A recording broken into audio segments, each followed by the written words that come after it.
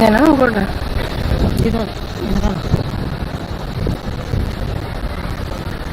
ఇదిగా మధ్యలో ఇదే కదా.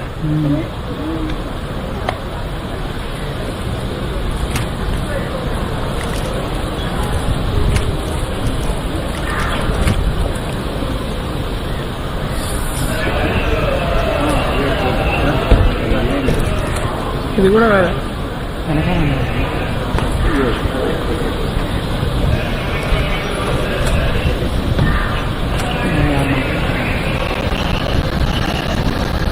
ఇది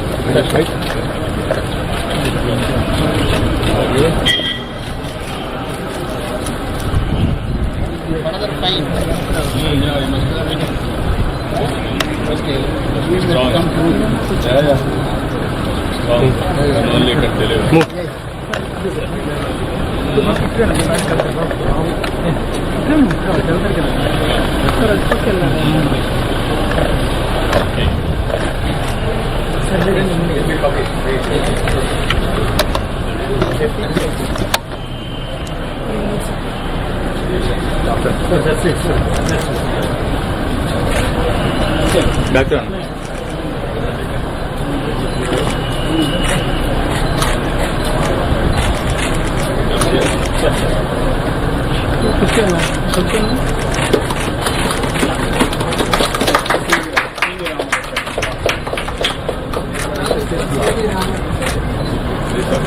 What they wanted to do in this building.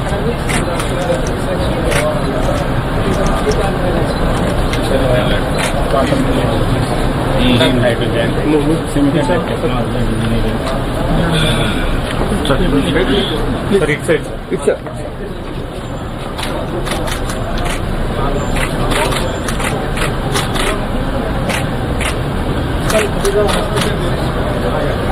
మీరు కొంచెం ఎన్నికి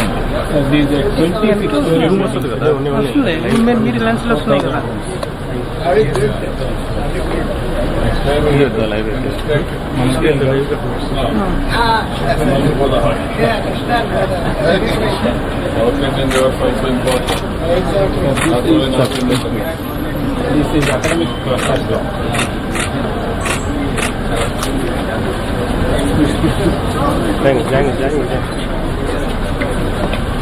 So this one is industrial sector.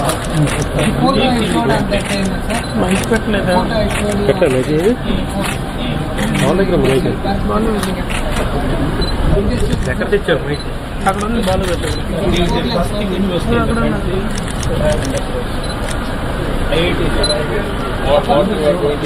వాళ్ళు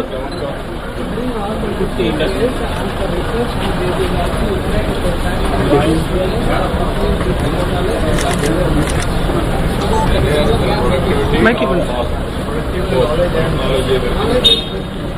mic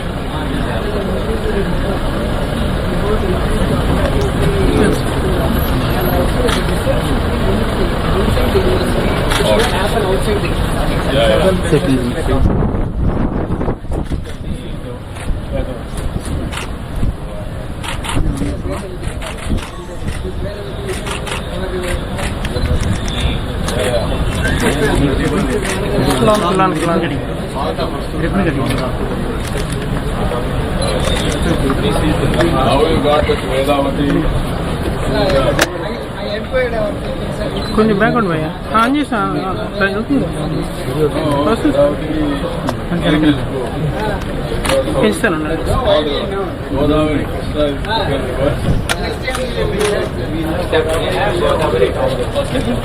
We already have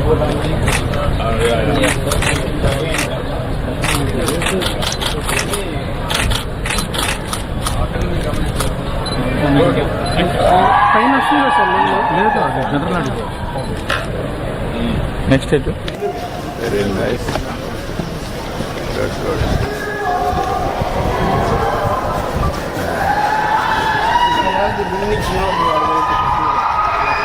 This is the This academic cluster. what? It will come here. It will have all the academic. And this is the hostel block. This and is this is called Ganga hostel. Ganga Hostel. How many rooms? 1,000, I think 2,000 rooms. 2,000 rooms. I think it's Boston. Boston, I have seen one building like this. That has come well. It is nice.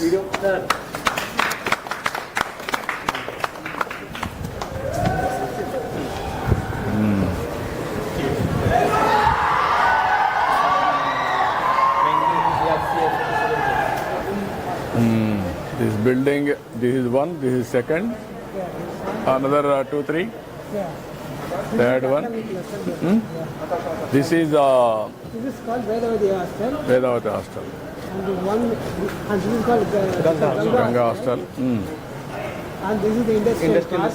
the Industrial Research Park, This is academic cluster which will come here in the front. academic This cluster. is where it's repeating. Then how much time you are going to complete? In 3 years we will complete all these things. 3 years. You need 3 years. You need 3 years or 2 years? Your speed. Trying for 2 years. Yeah, you have to complete 2 years. Yeah. Nowadays, technologies, everything has come. Yes.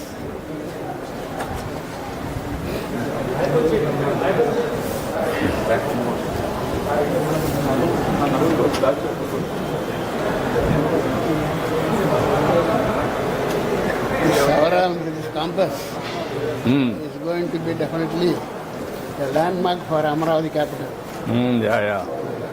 It must be. Sir, these are iconic buildings of Amaravati. As of now. As of now, buildings will come now. You are going to see.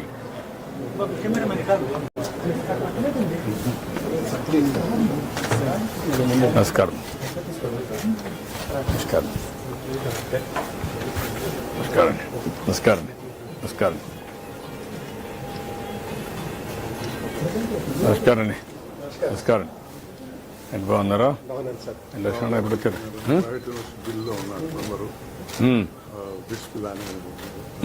ఇక్కడ vice chancellor కలిసేవాడిని అవును. ఎప్పుడన్నా మీకు చెప్పేవాడిని మీరు పెట్టిన seed ఎంత వరకు వచ్చిందని చెప్పి ప్రతిసారి రిపోర్ట్ చేస్తాను. Adviser thank you. నమస్కారం అండి. Deans and directors come come sir, no problem.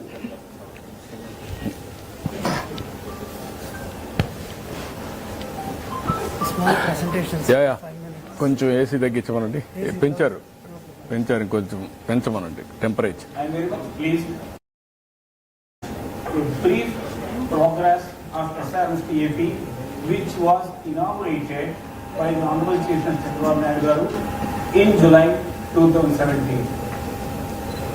So that day, 11 November 2016, foundation stone was laid, and we have kindly inaugurated the university in July 2017. With your kind support and blessings, our management has developed this as a multidisciplinary and research intensive university. That day and this day, in 7 years, 23 lakhs of square feet of construction, 7 lakhs is in progress. Just now, the Honorable Chief Minister laid foundation stones for 17 lakhs.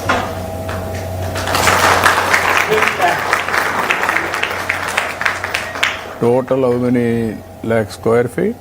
Sir, in this campus, it will be After 17 lakh completing. square feet. 17. So in this campus of 100 acres, we will have 17 lakh square feet. 70? 70 lakh square feet. 70. 70. Land area is covered 76 acres, only covered. Sir, this is aerial view of the present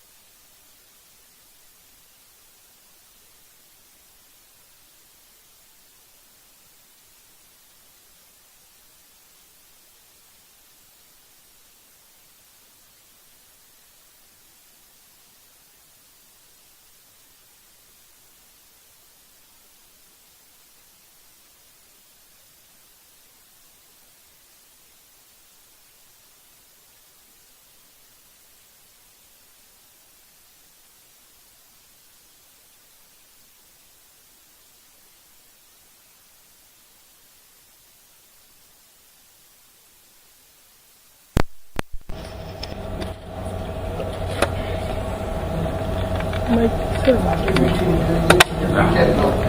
AI in healthcare, defense, energy, we are planning, sir. Then hospital block,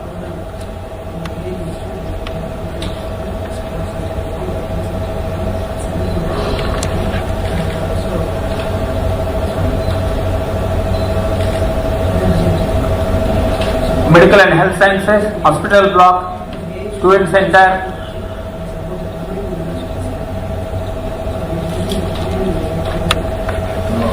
Yesterday we had a meeting on quantum computing.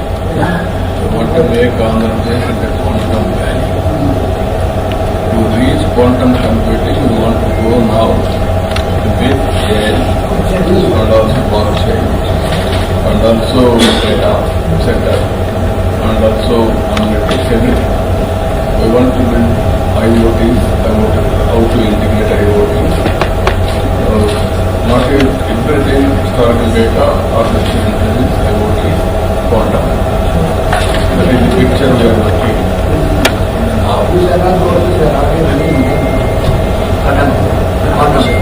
Quantum computing, how far, no, what I am saying you are doing, not even breakthrough with hardware. That is where we are working.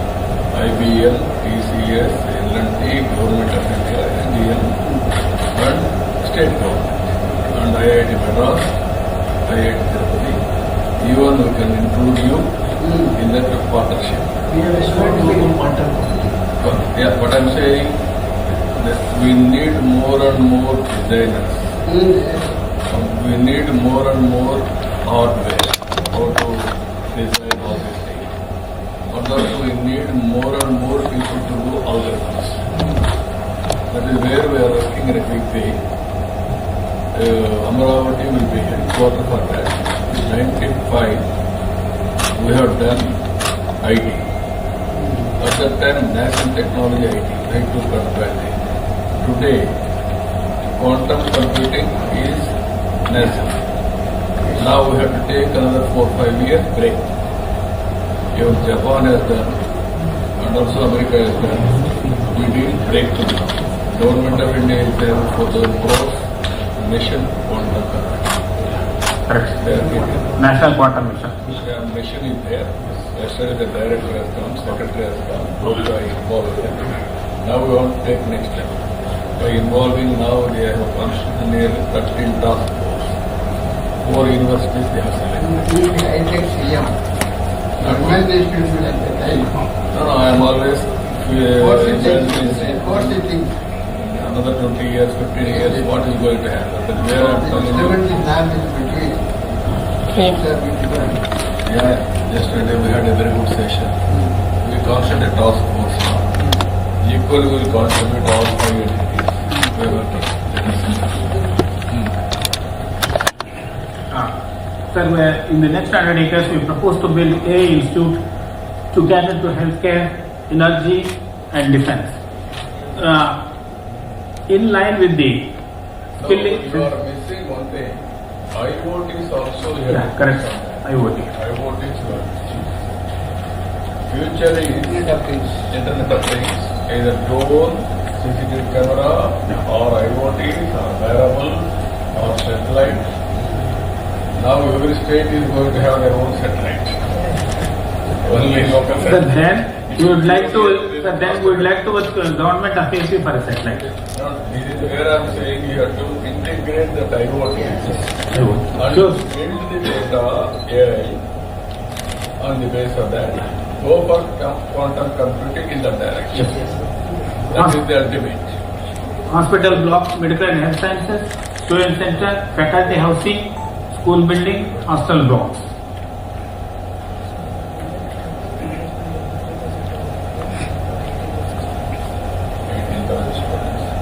Sir, here, in the next 100 acres, we propose to provide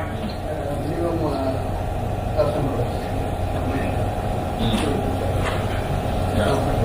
So your main campus, how many students?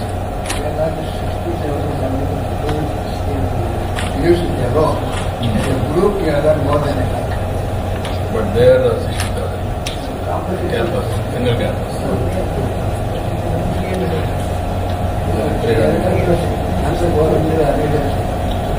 You are having a for agriculture also there. Your land is available. Going to the next one. Okay. Sir, we wish to provide 100% residential accommodation for students and faculty as is being done in IITs, IIS, IISc and IIMs. We target to reach steady student strength of 21,000 by 28-29. And floor area ratio for institutions is 0.7 in general. However, we have already planned to reach up to 1.6. Thus, with all this, we request the Honorable Chief Minister to kindly consider to allocate another 100 acres of land to accommodate AI Institute, taking your ideas of IoT, quantum computing, skilling academy in line with skilling centers that's being done by Government of Andhra Pradesh, faculty quarters in the next academic year. Just now, the Honorable Chief Minister has Why laid. don't you do one more thing? Startup. One block is meant for startups. You can bring startup system, that culture. Anyway, we are going to have our own innovation hub. You startup center. We have to research parts, we have from the industry person, we have startups. Yeah, that's what I'm saying. You are doing now one experiment. That is the industry in the research part. I am asking you similar way startups. Hub. Yes. You can make it. Your students, how many people are going to come in a knowledge economy? Out of outside. Yes. Incubation as well as startup. Incubation, startup, and culture. From here, those who wanted to go with the startup in this knowledge economy, they can start it, they can leave the campus to start the company. Or continue. Yeah, sir, the Honorable Chief Minister has laid the foundation stones for academic cluster block 10 lakh square feet, and of course the area view. So this is the industrial research park. A model. That's going to give us the moment of we are planning. We can put in our Sir, as I told you, we are planning to set up industrial research park, unique university in the country. To have industrial research park, 4 lakh square feet, we are trying to bring 50 industries in the next 3 years. We already had discussion with Rolls-Royce, Bosch, as well as Reliance and Greenco for green hydrogen corporate lab. This is the Vedavati hostel. No, here, as on today, you are able to do some research on green hydrogen. Yes, sir. I'm saying you are doing research. Sir. I am asking you green hydrogen. Yes. What is the break? Yeah. Sir, presently our faculty members have designed and developed electrolyzers to produce green hydrogen in the lab scale. We are going to scale it up in the next 6 months. Why can't you have one school only for green? Correct. Sir, I am coming to that. Perfect, sir. You have suggested. Okay. solar energy. Is the Vedavati block? Solar, wind, and then pumped energy, battery, and green energy, downstream industries, green hydrogen, green ammonia, not only one. Yeah. Biofuel, everything. Green ammonia. Sir, our university governing body consists of eminent scientists and academicians from India and abroad, including Nicholas Dates, who is the Chancellor of University of California, Berkeley, Pradeep Khosla, Chancellor of University of California, San Diego. Sir, he is the well-known expert in the world for AI. So, he is also with us. Yeah. And also Prasad Mohapatra, Professor Andrew Hamilton, President of New York University, and several others. Sir, our University Research Board is chaired by Dr. Saraswat, Honorable Member Nitaev, and quite a few others. Once in a year, they meet and give directions for us to carry out research in frontline and emerging areas. So we organized several international conferences. One conference was held in July 2018 for which Honorable Minister Nara Lokesh was the chief guest. And sir, SRM Amar Raja Center Energy for Energy Storage Devices established in collaboration with Amar Raja Batteries. As you know, the leading battery manufacturer in the country, where they are working with us for development of cost-effective batteries and also fast charging of lithium batteries. Sir, we have started School of Engineering and Sciences, Pali School of Business, Israel School of Liberal Arts.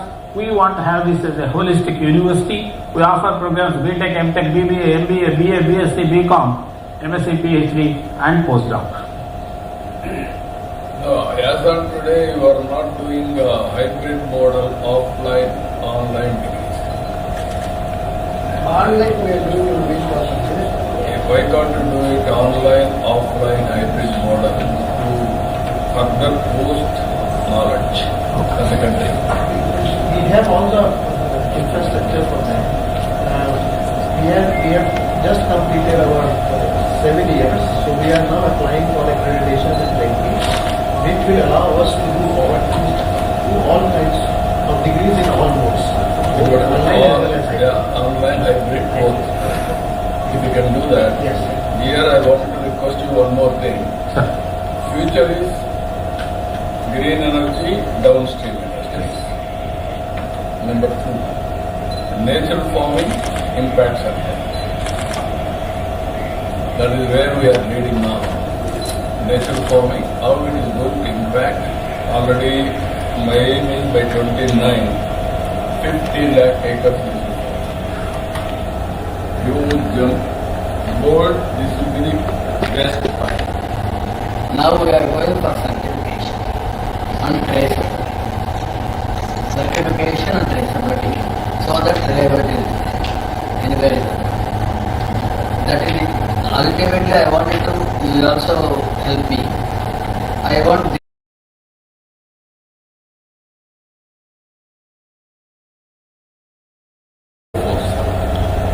either horticulture or forest cover 50%. That is another thing. By having 50% green energy, natural farming, I want to measure the temperature. Yes. Tremendous reduction on temperature, global warming, and also I want to go air quality. How to do it? Amaravati will be the best city for that matter. I want to do and also air quality, temperature, soil moisture, real time, and also water levels, real time, reservoir water levels, wind direction to control pests. We also launched satellite. Satellite, In then what is 2011, it's still working.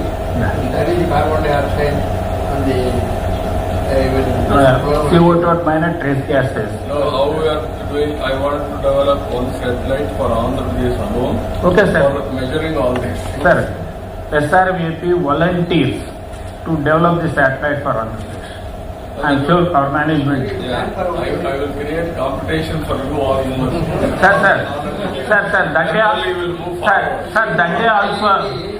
we are distributed. No, satellite at that time. You are having more flexibility.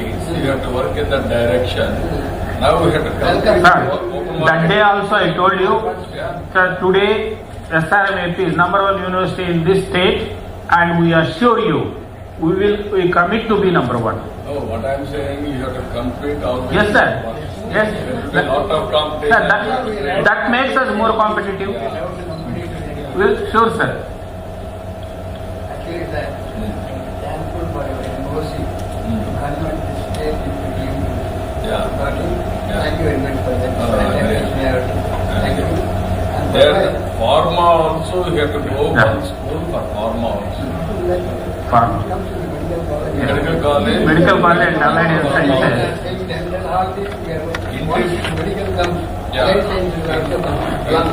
Integrate with IT and pharmaceuticals, formulation. Yes, sir. Sir, we are able to attract students from 31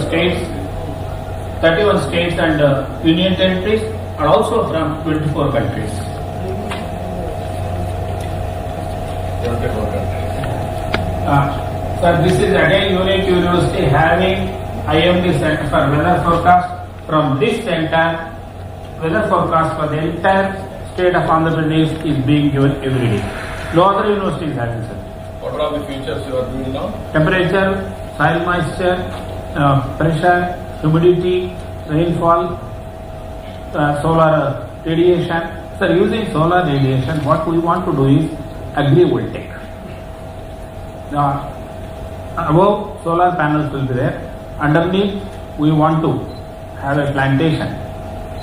That is Agrivoltaic. No, what I am Can be saying. raised to any level. That is where you have to work it out how much cost it is.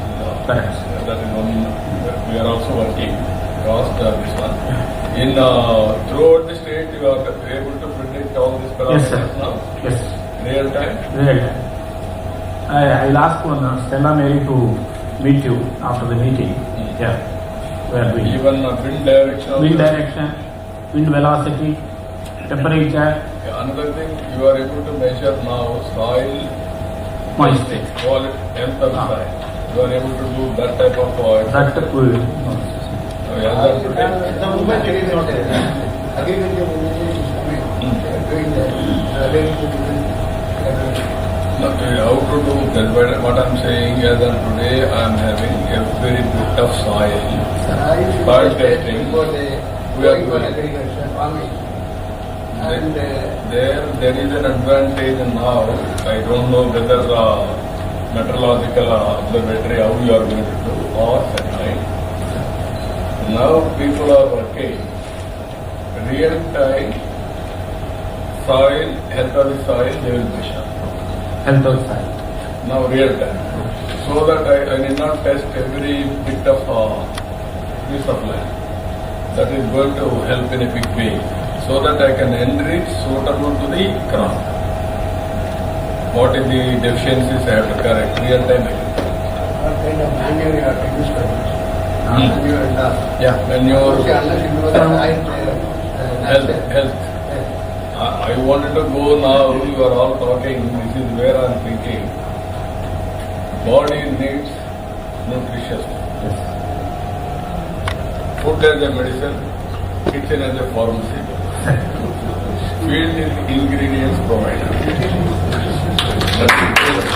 Where I want, Caption for the day. this is where I am working. Every person will have clinical test, blood test once in 3 months, if necessary, or once in a year. Basing on requirements, you will have nutritious foods. Balancing carbohydrates, protein, fat, or vitamins, everything. That is the future. That is where I am asking you, the soil also needs Yeah. same thing. Soil. Just like Health the of soil, body, yeah. Health of the soil is important. Will. If you enrich correctly, then it will have impact. Organic this thing also. Sir, we have established SRM University as a research intensive university, established all necessary research facilities.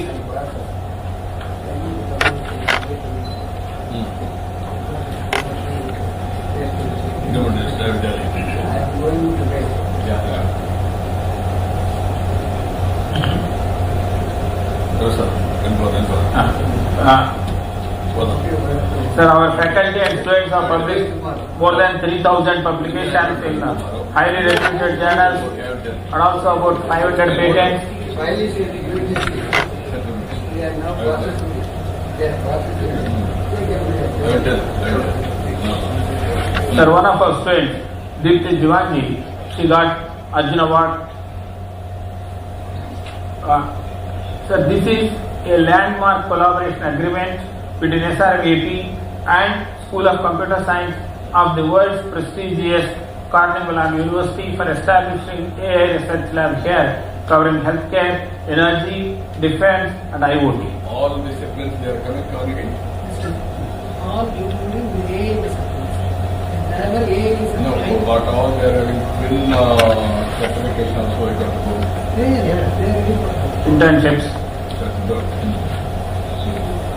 Sir, We have How many higher education partnerships with several international universities. Association now? Yes, sir. How many universities? Active participation? Yes. 100. 75 Premier, how many you are having? That means top 25. Farming Milan is now there, sir. Top 25. Yeah. The other one which is on the annual is MIT design. MIT design is for the honor commission building between SR University and the JIT. I wanted to go now top 10 universities in the world, top 10 institutions in India, academic, and also top 10 companies in the world, Microsoft, even Google, IBM, almost all. Ultimately, I want to create the best future with emerging technologies. That is where I am asking. Sir, for good and committed students, now SRBP is the preferred destination and all of them get placed, the highest salary being 55 lakhs per annum and the average salary is 9.2 lakhs. Sir, we have established several centers of excellence with our forecast SRM Amaraja, and in association with Tanishq Jewelers, we have set up a center for pioneering trades of gold and silver. In fact, the Honorable Minister Nara wanted our involvement in establishing gold cluster at Mangalagiri, and a few centers were establishing. Okay. Sir, coming to your Simple. favorite subject, sir, green hydrogen. As you know, the Honorable Prime Minister has unveiled National Hydrogen Mission to make India emerge as a global hub for green hydrogen, and the target is to produce 5 million metric tons of green hydrogen per annum. In line with NHM, Government of Andhra Pradesh. Keep it in mind in that 160 Yes, sir. gigawatts are producing on the place, and Yes. where is from? Correct, sir. Green hydrogen, all these. In line with that, Government of AP has put up a target to produce 1.6 million metric tons of green hydrogen per annum. Aligning with the objectives of National Hydrogen Mission and integrated clean energy policy of the Government of Andhra Pradesh, we are setting up a center for green hydrogen generation, storage and applications in association with Reliance and Greenco. Sir, we will be having a green hydrogen summit sometime in June 2025. Dr. Saraswat is chairing and guiding us in organizing it. We request the Honorable Chief Minister to inaugurate that summit.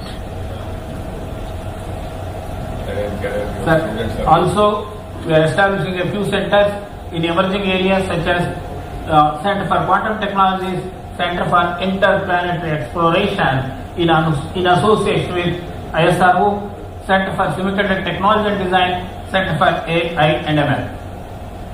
SRM Medical College Hospital, it will have a 1,000-bedded hospital to provide affordable health care to the community in and around Amravati and the region.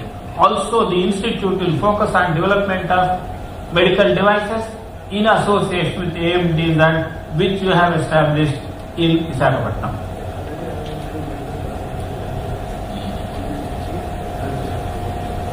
Sir, SR Research Industrial Research Park, unique in the country in a university. We have already initiated discussion with Rolls-Royce, Bosch. They have agreed to come here, and as I said, green hydrogen in association with Reliance and Greenco. Sir, we will bring 50 such industrial research laboratories in the next 5 years. Sir, with your kind support, SR University will be the first university in the country to have industrial research park. Sir, this will be a crown, jewel in the crown of Andhra Pradesh, sir. We solicit your kind support. Sir,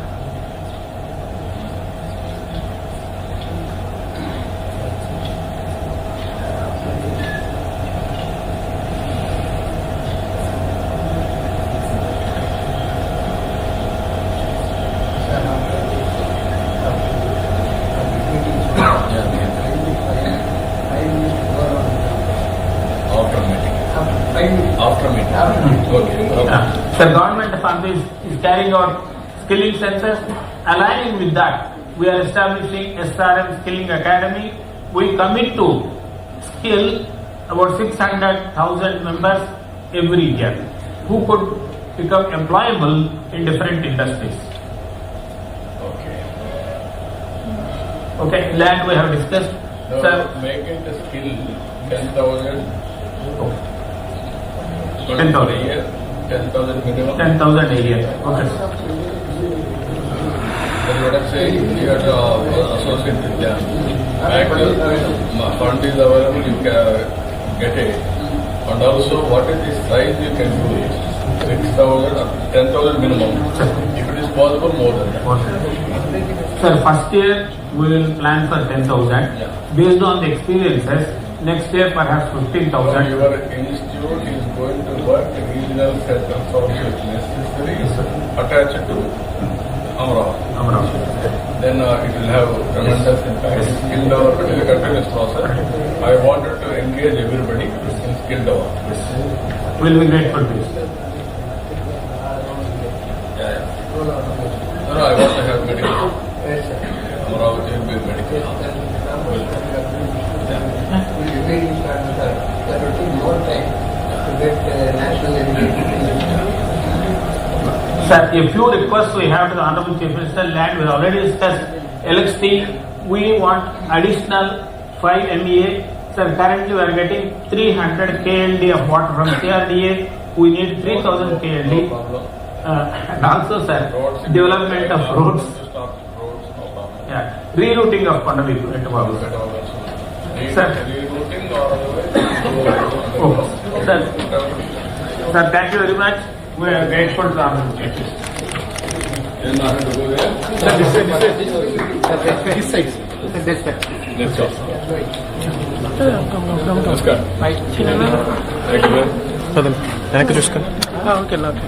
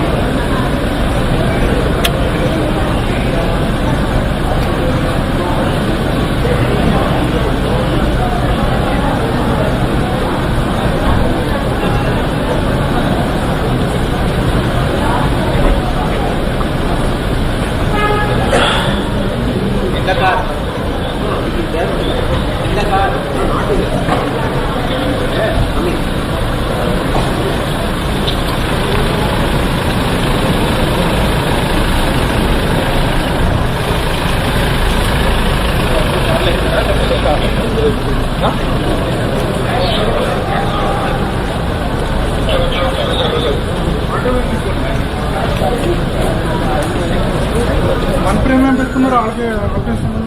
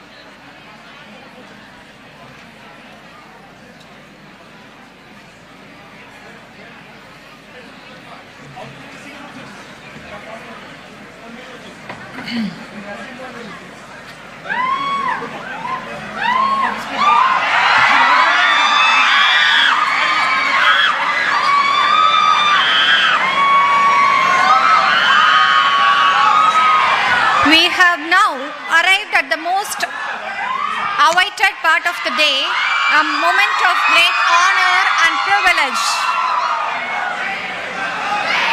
With immense respect and reverence that we welcome our visionary leader, a pioneer in governance and the driving force behind innovation and development, the Honorable Chief Minister of Andhra Pradesh, Shri Nara Chandrababu Naidu garu.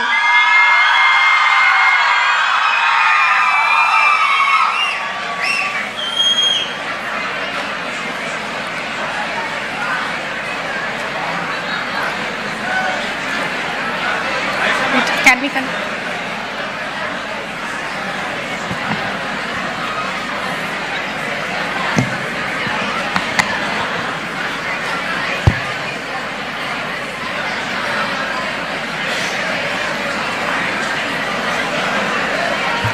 Voice.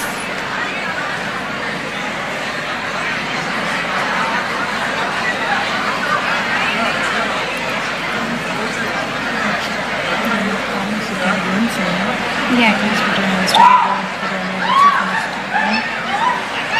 we should just announce.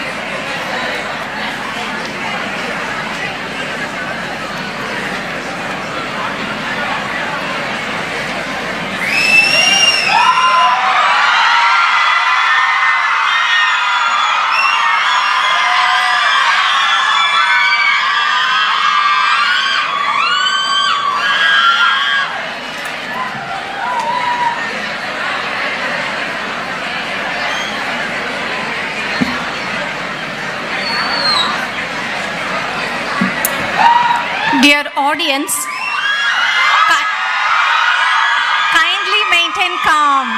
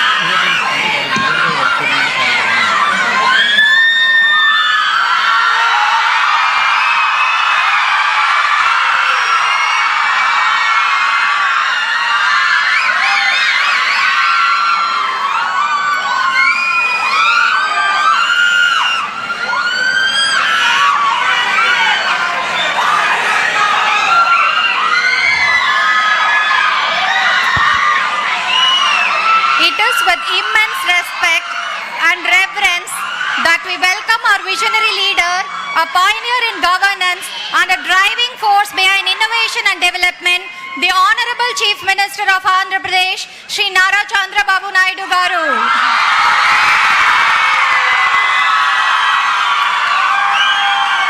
His dynamic leadership has transformed Andhra Pradesh into a hub of progress with remarkable strides in technology, education, infrastructure and sustainable growth.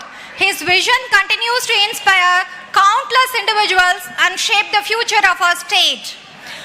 We now request Shri Piyush Kumar, Principal Secretary to the Government of Andhra Pradesh, Department of Planning, and Dr. Irudaya Rajan, Founder, International Institute for Migration and Development, Dr. Niranjan Sagruti, Country Director, Population Council, Dr. Padma Paturi, Head of the Department of Gynecology and Obstetrics, Andhra Hospitals, Vijayawada, to kindly join our Honorable Chief Minister, Shri Nara Chandrababu Naidu garu, onto the dais.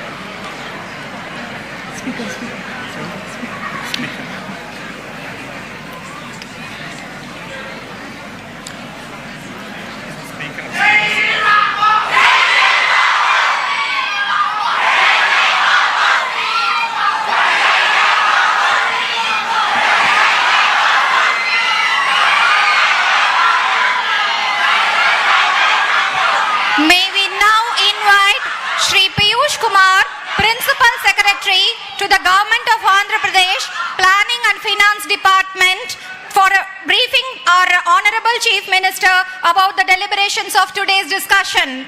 Over to you, sir.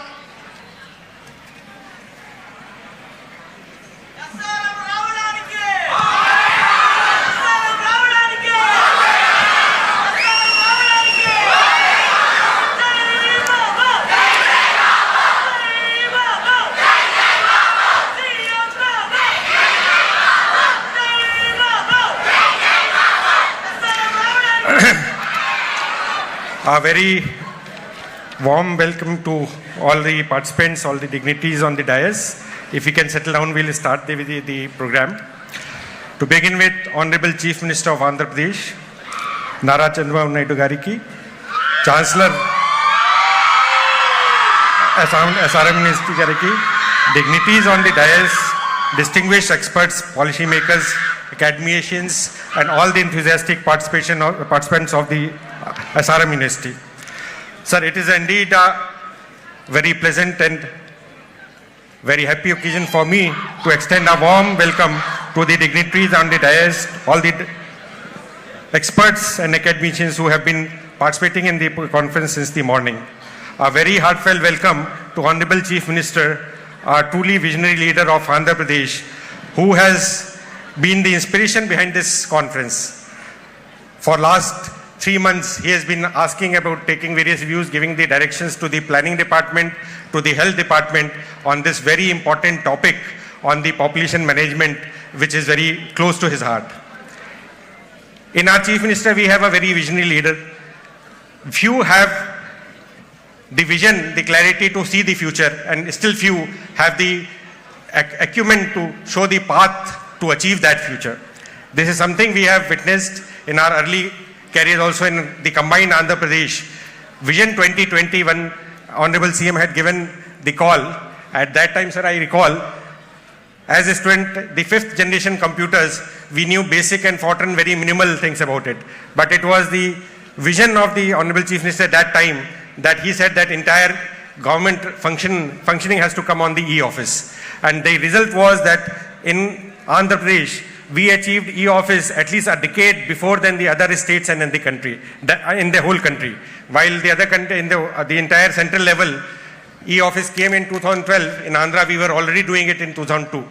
Similar is the case with many other fields in the combined Andhra Pradesh, whether it is telecom policy, whether it is the PPP policy for road development, for the Shamshabad airport development, or the education policy.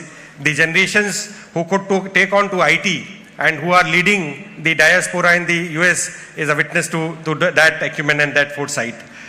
With that foresight, the government of Andhra Pradesh had embarked upon a population management policy in the 90s, which we saw the results very quickly.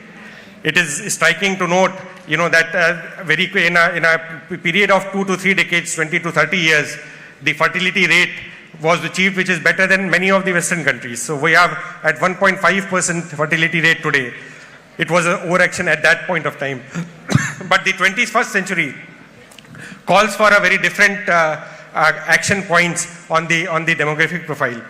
Honorable Chief Minister, in this session, when he started, like Vision 2020, he has given us Vision 2047, which is aligned with the Government of India, Viksit Bharat.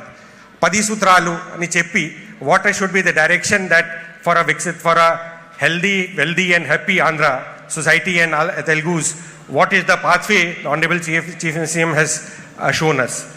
But to achieve that, it is very important that population management policy, we strike the correct note and there is a correction that is required. Sir, with your inspiration, today we had a complete full day workshop on this topic. There were 2 knowledge sessions followed by 2 panel discussions, sir.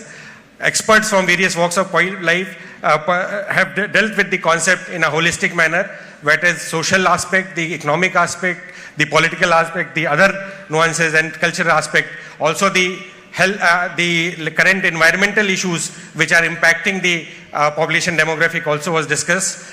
The global practices in some countries and what has been the impact was also discussed. Some of the striking points which have come out of the deliberations today are listed here out. AP has been experiencing a fertility rate which is much less than the many European countries. High rates of C-sections, hysterectomy and female sterilization is one of the key concerns that faces us today. In fact, last session there was a very active and live discussion on the topic, where it was said that why should sterilization be so high and what are the policy changes that are required to address the issues. Similarly, in various sessions, the various social aspects, the economic aspects, and also the impact on the labor workforce participation, the demographic aspects of the concept were discussed. So this deliberation, as inspired by you, was to take the key points. We are making a working paper has been prepared today, and basis today's discussion, we will be preparing a draft paper which will be put to the public domain for further discussion and consultation with the public in the month of April. And with that, we hope to come up with a very robust population policy, management policy, which will address some of the corrective measures that are required given the challenges that we are going to face in the coming years on this count, sir. With that, I thank the audience and all the participants who have made a successful contribution to the deliberations today. And I will request for a very short brief for each session by the various session panel leaders. Thank you, sir. Thank you, sir. As we move forward, it is essential to reflect on the key insights and discussions from our sessions and panel discussions today. To provide us with a brief summary of the deliberations, we now request our esteemed session and panel moderators to share their key takeaways and reflections to the Honorable Chief Minister. We first request Dr. S. Irudayarajan, Founder, International Institute for Migration and Development and moderator for the first session on Shift in Demographic Trends, Understanding Causes and Impacts, Andhra Pradesh and India, to kindly share a brief summary of the discussions and key insights from the session to the Honorable Chief Minister.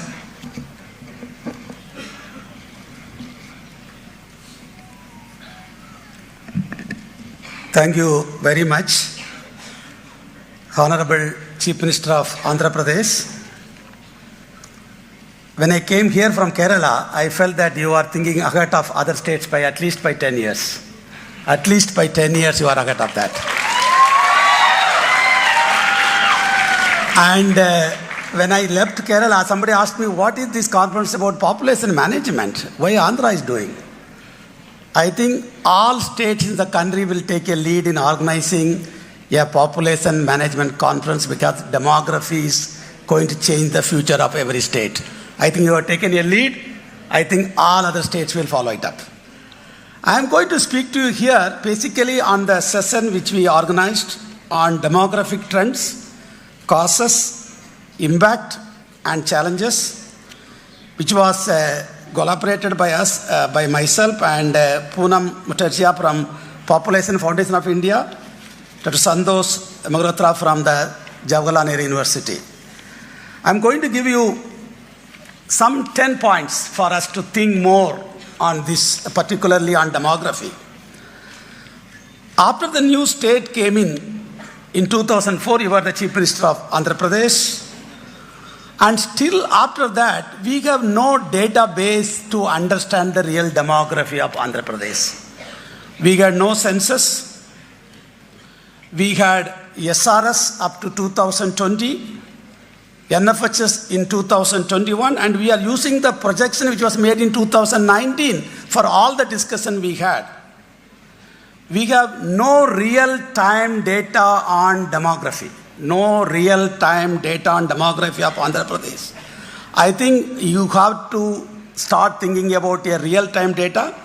For example, the TFR, as per the recent survey, estimate as 1.5. But I believe that it will be close to 1.9 or even 2. So the TFR, what you have is currently an underestimated number. So this is something we have to relook at it. The second point which we would like to make here is that the IMR, as per the latest data, what we have for Andhra Pradesh is 24, compared to 6 in Kerala, 3 in Singapore. And that means Andhra Pradesh can design policies. It's like a pro-natalist policy to reduce the IMR so that we can save children who are born in Andhra Pradesh. They live beyond the, what is called the child and mortality, so that we can have some more children in our state. The third point, which is very, very important, is that infertility or the childlessness in all the states are increasing. It's also particular in Andhra Pradesh. Close to 10 to 15% couples in Andhra Pradesh have difficulty in having children. The state, especially the family planning department, should intervene and help them to have the ideal number of children they want to have. By this way, your TFR can be increased. TFR can be increased. I think we should, help the couples to have children. This is a new strategy for the family planning program. I think you should start from Andhra Pradesh. And the fourth one is very, very important. Today, 70% of the Andhra Pradesh married women are sterilized. Even we want to increase fertility, we are talking to only 30% women. I think time has come for us to talk about spacing methods so that couples want to reverse. They want to think of another child. They are already sterilized at the age of 23, 25. So we are not able to have some more children. I think we should talk about spacing methods. We should invest on the family planning program, especially on the spacing method. The fourth one, which is another point which is important, is that we are worried that the fertility decline in Andhra Pradesh will lead to what is called the labor crisis. I don't think we should worry too much on that. Your aim of transferring what is called the trillion economy, 2.4 trillion economy by 2047, I think it can be achieved through what we call them the India's demographic dividend. So India has a demographic dividend so that you can expect people from north to south to come in, like they are helping in Chennai, they are helping in Kerala, they will come in. I think you have to design user-friendly or what we call the migration-friendly policies in your state so that you attract people, give them proper labor right, give them proper wages so that your dream of achieving the economic growth by double digit can be achieved. The fifth one, we have no idea. The last few hours we are talking about fertility and mortality. Please remember, all of us we should remember, migration is also one of the component of population change. And we have no data on the story of internal and international migration from Andhra Pradesh. We have no story on that. And population management policy is not just fertility and mortality. We have to look at both internal and international migration. The sixth one, the first demographic dividend in Kerala, in Andhra Pradesh is almost getting over.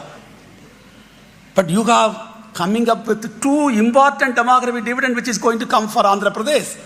And you can tell the whole world, you can tell all the states in the country that look how we have achieved what I call them the second demographic dividend.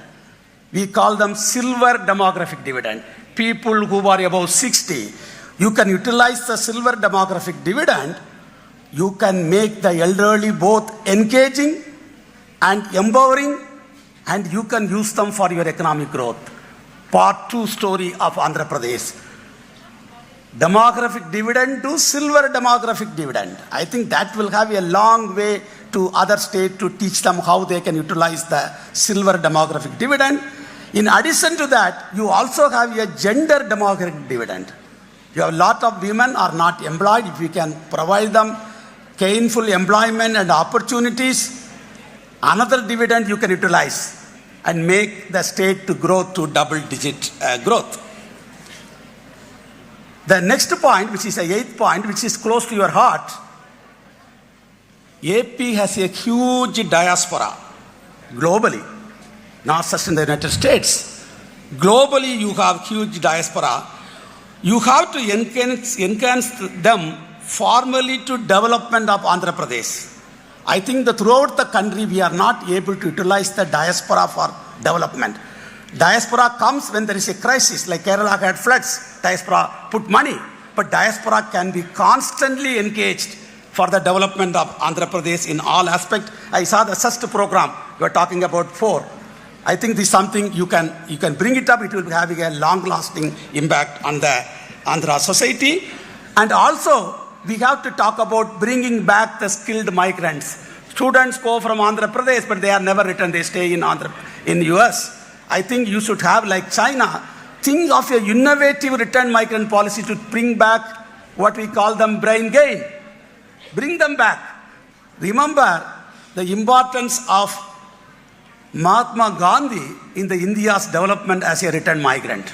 If you can bring some return migrants who are big people in other countries, they will be your future leaders for the society. The last one, due to the decline in population, not just in your state, all the states in South India, we are affected by the financial transfer in the Finance Commission. I was sitting with the Finance Commission members. In Kerala, we are getting less money because we have less population. I think this is affected in all the states, including Andhra Pradesh. And we will also be affected by the delimitation exercise, which will be coming in very soon. But we need to discuss it separately because that is not the population management policy. That is a separate discussion we should have on the delimitation impact on Andhra Pradesh and beyond other states. Because that is, we have managed well population. Now this is the impact. We should look at it separately. And finally, to conclude, I would like you should invest. Again, I say you should invest on assessing the current demographic scenario. What you have right now is some type of bits and pieces on fertility and mortality and initiating a large-scale migration survey in Andhra Pradesh with the collaboration of the SRM University. I'll stop here. Thank you very much. Thank you, sir. May we now request Dr. Niranjan Sagruti, Country Director, Population Council, to share a gist of the second session on global initiatives for population management to the Honorable Chief Minister. Thank you so much, Honorable Chief Minister, Sri Chandrababu Naidu Garu sir, and to the esteemed dignitaries on the dais, my friends, my demographic friends, and also the large volume of the youth that I see, because that's where first of all, let me start by saying that Nenu Kuda Telugu biddane sir. So,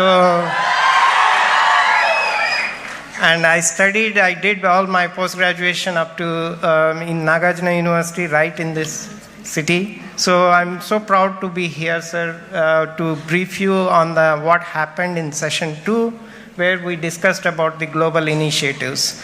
There are 3 points that we discussed, sir. One, about the difference between how many children women want in Andhra Pradesh state and the actual family size, meaning how many children are they having. So what all the surveys are indicating, sir, is that the woman in Andhra Pradesh wants 2.1 children. So the gap that currently exists between the 2.1 versus 1.5 or 1.7, whatever my previous speaker spoke about on the number difference, has to do with how and what way the reproductive birth experiences that we are providing to women. The one incident that we took when we were comparing it with the global initiatives and how other countries have dealt with the low fertility, we did take the Andhra Pradesh context in mind for that comparison. And what is happening here, sir, that in Andhra Pradesh, the first birth, the Andhra Pradesh, for that matter, is very proud to have high institutional deliveries. That is more than 95%. Unfortunately or fortunately, about over 60% of the deliveries are happening in private sector. And unfortunately, 70% of those first-time deliveries are ending up in cesarean section. And the moment the women have the cesarean section, that's when the negative birth experience starts. And that's something that we need to do besides actually in order for the woman to actually realize the intended family size. Sir, one more point, sir, which is connected to this, which my previous speaker actually spoke about, is the sterilization, that is 70%. The first birth, cesarean. Second birth, again cesarean. And during that period, the tripectomy is being offered, and then going into the hysterectomy. There are total 4 surgeries that the women are experiencing in her reproductive life. And that's something that has to change, sir, in order for providing that. And a lot of countries, when we looked at the evidence, what exists in terms of the evidence, the countries have adapted the midwifery-led care to give the comfort for the woman to have safe delivery and a positive delivery experience, which actually will promote and fill that gap that exists between 2.1 children that I want versus how many children that I'm ended up having. That was the first point that we discussed, sir. The second point actually we discussed was about the population, the youth population in Andhra, and which is connected to their workforce participation. The youth in Andhra are actually, their aspirations are related to looking for having that work and that economic security and that job and the economic security, because that is what is changing, the aspiration. That's what is changing the aspirations of the youth.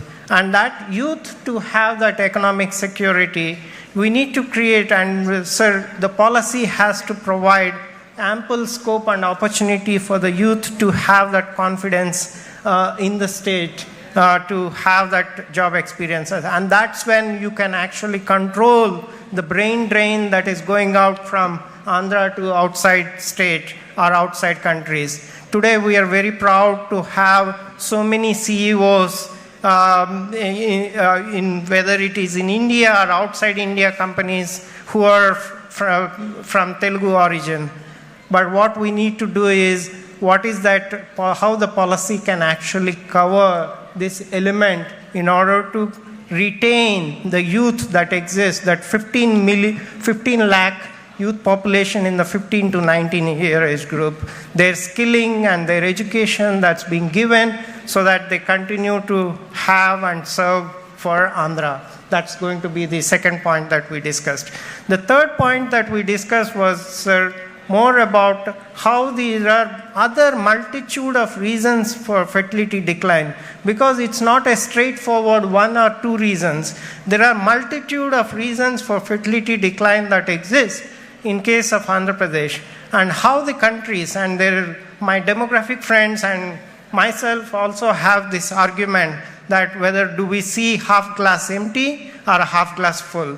I'm a bit optimistic, sir, the kind of vision that you have for the state. I'm so fan of yours. So the kind of the optimism that we see is what I would see. And the countries that we always take the example of Japan, South Korea as an example, but they're not the best examples, because the examples that we need to take is where did it work and how did it work. In the countries like France, Vietnam had same policy, two-child family policy as the India, as the Andhra Pradesh, as the family planning program, more aggressive family planning program, actually has used a very specific strategy for reversing stabilizing and reversing the fertility. It's not about not having an increase is not a success, but even stabilizing the fertility is a great success that I would actually see from the evidence, sir.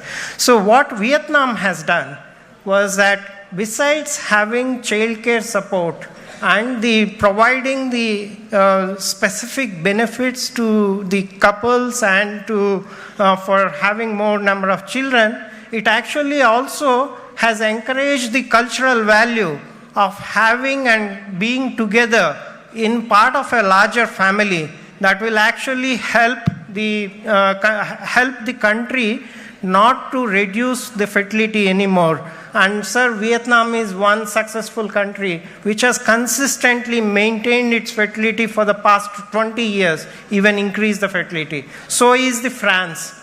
Is a country which actually has, and there are beautiful examples, and the one thing that we also discussed was about the male engagement and gender equality, which I think you need to really talk about and be our youth leader to talk about the male involvement. Thank you so much, sir.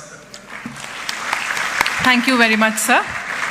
We finally request Dr. Padma Paturi, Head of the Department of Gynecology and Obstetrics, Andhra Hospitals, Vijayawada, to share the highlights of the discussions on socio-economic impact vis-a-vis population management to the Honorable Chief Minister. Honorable CM Sir, it's my privilege to be able to speak a few words regarding maternal health in this conference. And with regards to healthcare in Andhra Pradesh, it is quite evident that healthcare infrastructure is in place, but real challenge is in execution and delivering the quality of care. AP stands as fourth best for low maternal mortality, well below the nation's average. This we have achieved by our very high institutional deliveries, which is 97% of our deliveries happen in institutions, which is far higher than nation's average. And early pregnancy registration at primary health centers and Anganwadi centers, and in the registration in the first 12 weeks of pregnancy, over 85% of our women are registering. This means that they will have a very early assessment of the pregnancy, which is like to determine which is the high risk pregnancy and how many antenatal visits they should have and what antenatal care they should receive and which cases have to be referred, etc. And also we have a very good maternity benefit system, and our ambulance services, the maternal emergency care services have been very good, and the use of technology, to say the least. Still there is scope for improvising this, and a detailed discussion is beyond this the timeline. So the three important areas I would say is to improve maternal nutrition. Maternal nutrition in the sense of not just providing iron tablets and folic acid tablets, it's to give them a diet chart, it's to get our dietitians or senior professionals to go and speak to the pregnant women in the community and to screen for anemia, and half of our pregnant women are anemic. With the maternal mortality of so low, we are not doing that great with maternal anemia, and anemia in pregnancy is a very, very easy area and it's not expensive at all. It's just the consistency of our ANMs, midwives, Anganwadi workers and ASHA workers to be giving away these iron tablets, and also checking on the compliance.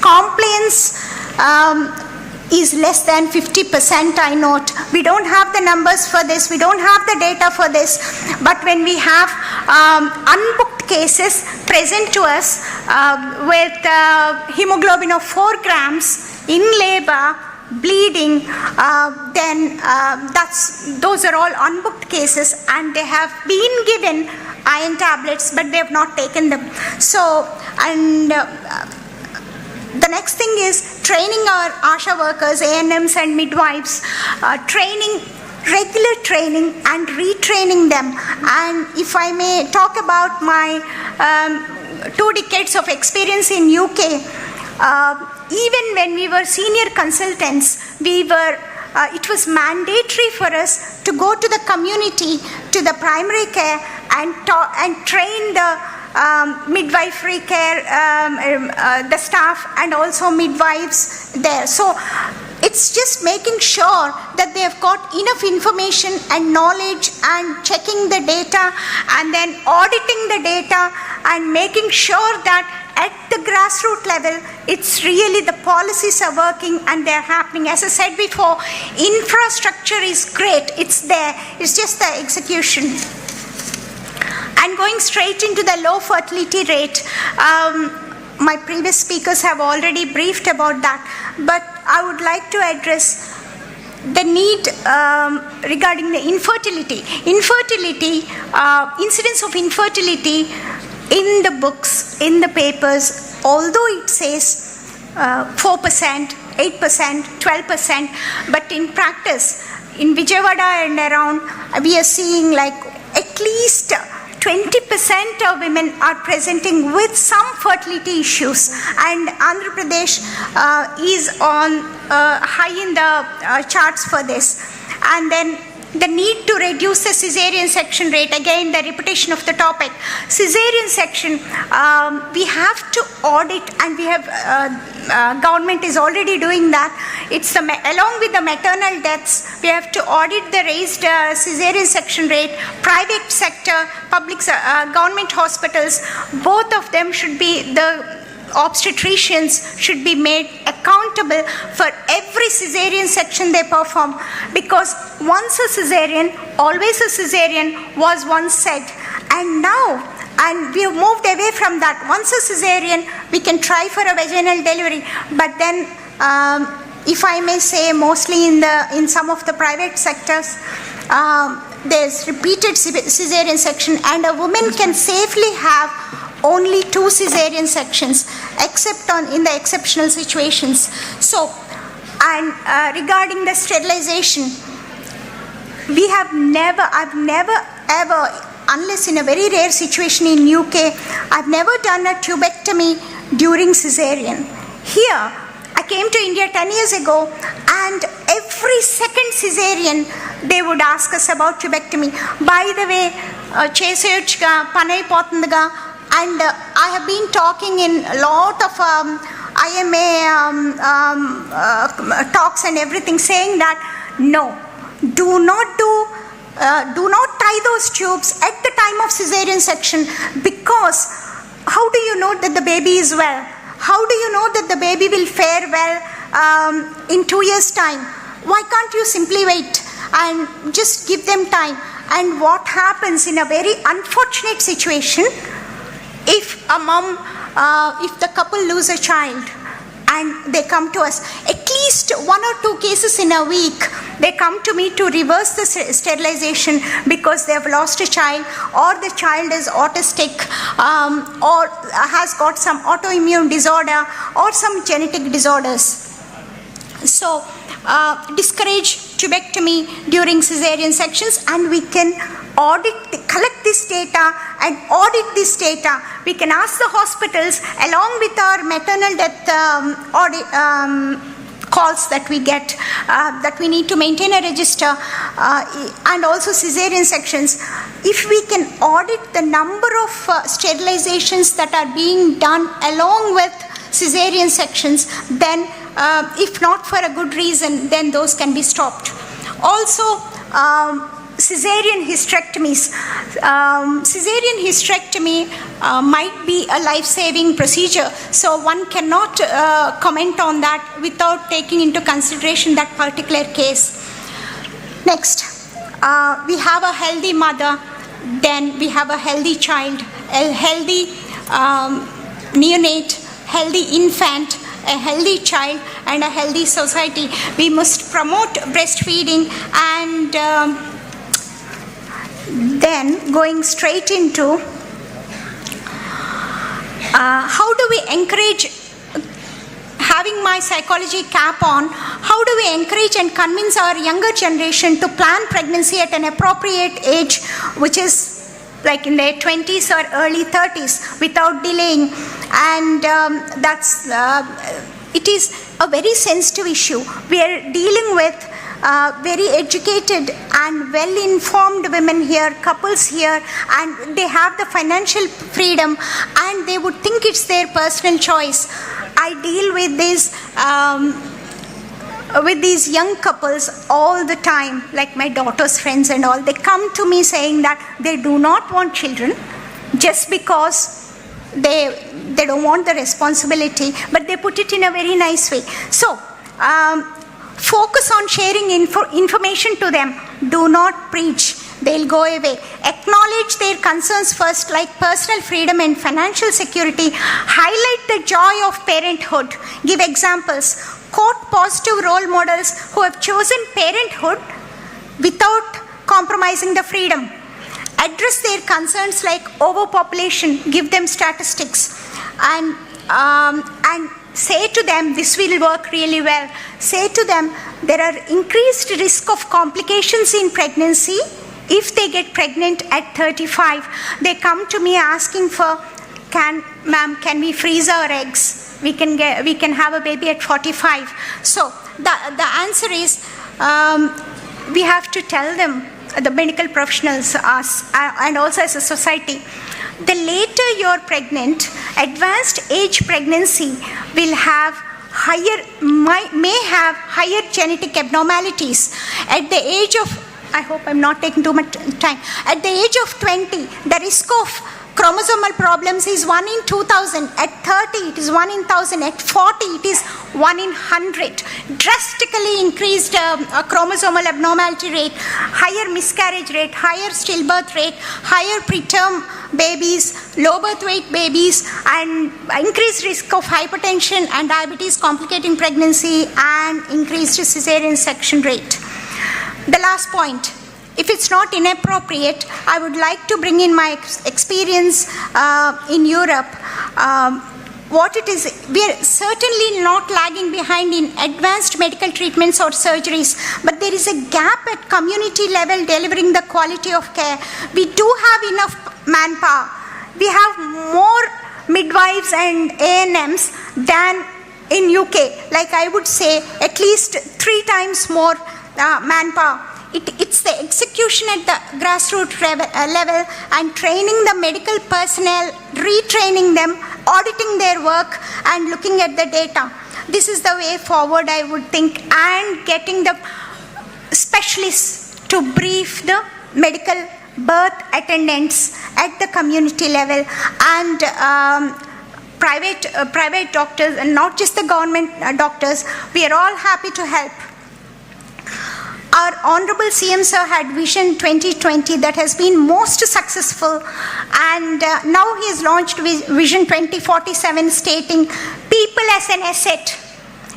People as an asset. Sir, we will all want to be part of your vision, sir. Thank you very much.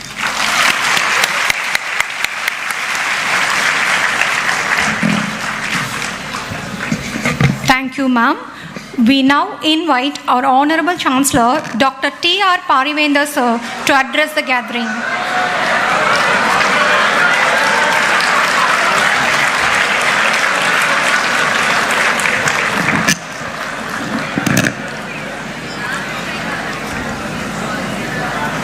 Honorable high-tech CM of Andhra Pradesh,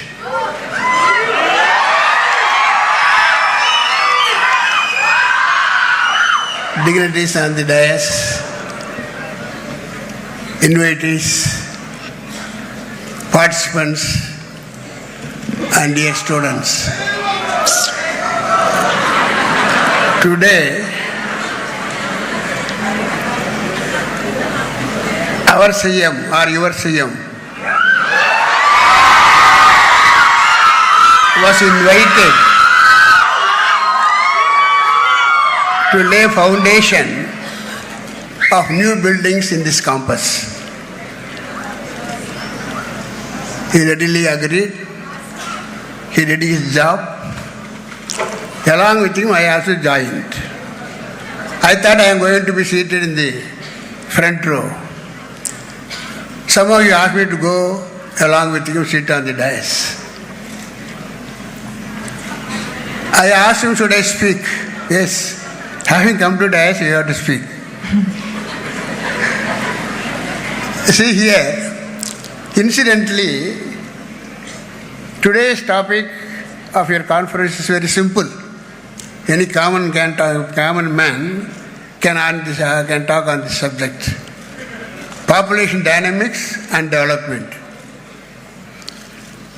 I am partially a politician. I cannot approach it in the sense of doctor's vision. But my feeling is there is always a dynamics, particularly when there is more population in a state or a country. People on the responsibilities say trade control. And there is a reduction in population. No, our share of MP will not be there. So you are go on producing children. This is the contrast. In fact, your CM just I am astonishing for this, not that need to praise on him. As a scholar going to submit a thesis tomorrow, he is taking notes each and every line. That I ever seen, not that I never seen a CM taking note of so seriously about the speakers' points. I am really astonished. However, so serious as a CM and is so serious as development of this Andhra Pradesh. Sir, I told him, sir, I requested him, sir, what is the budget of your state? He never thought I would ask this question. So our budget is 3 lakhs crores. What's your loan? 10 lakh crores. What a great burden, how he is managed. He said, I am going to manage it somehow, because there's a gap in between, nearly 5 years. Otherwise, by this time you would have seen a wonderful capital, Amaravati, which is as comparable as any foreign countries in the world. Now, regarding the population, why the population is getting reduced? Nowadays, women are so serious of their fitness. Once they are married, they do not want to lose their personality. They are postponing the confinement. That's one part. And another, economic reasons. Economic reasons, because nowadays, what is my salary, my husband's salary? How many children I should have? Or I have to control it? That is the planning. So population control. At the same time, we as a politician should not lose our strength in a state. We say, you carry on, have more children. This is what dynamics. Dynamics is not steady. Dynamics is what movement. So not steady, so once reduced, they are worried. More children again worried because they are able to provide the facilities, housing, medicine, education, all this possible. Somehow we have to balance it. See, our India has got 140 crore population. Just because we have got more population doesn't mean we have to suffer or starve. Every born of this country, they are born with 2 hands. Or not everybody a limb. They are born with 2 hands. So anybody can work, for which the government will always give a support and give directions to see that they are employed. Therefore, the population reduction is because one is birth control, other is not affordability. These are 2 reasons. But instead of giving children birth, once they are born, see that they are comfortably, healthily brought up. That's very important. It's a bad thing losing because that's an investment on every child when they're born. By way of food, milk, and the family support, either by themselves or by the government, they have to support the family. Having supported the family and having children born in a family, we cannot afford to lose them. For that, they have to give proper, healthy support in the sense of health insurance or hospitals maintained well, or having born, no child is going to die at the child level. So these are all certain things. The dynamics is always there in the population. Some states are very serious about to maintain it, then balancing it. But as I said, having given birth to children in a state, they should be comfortable and happy.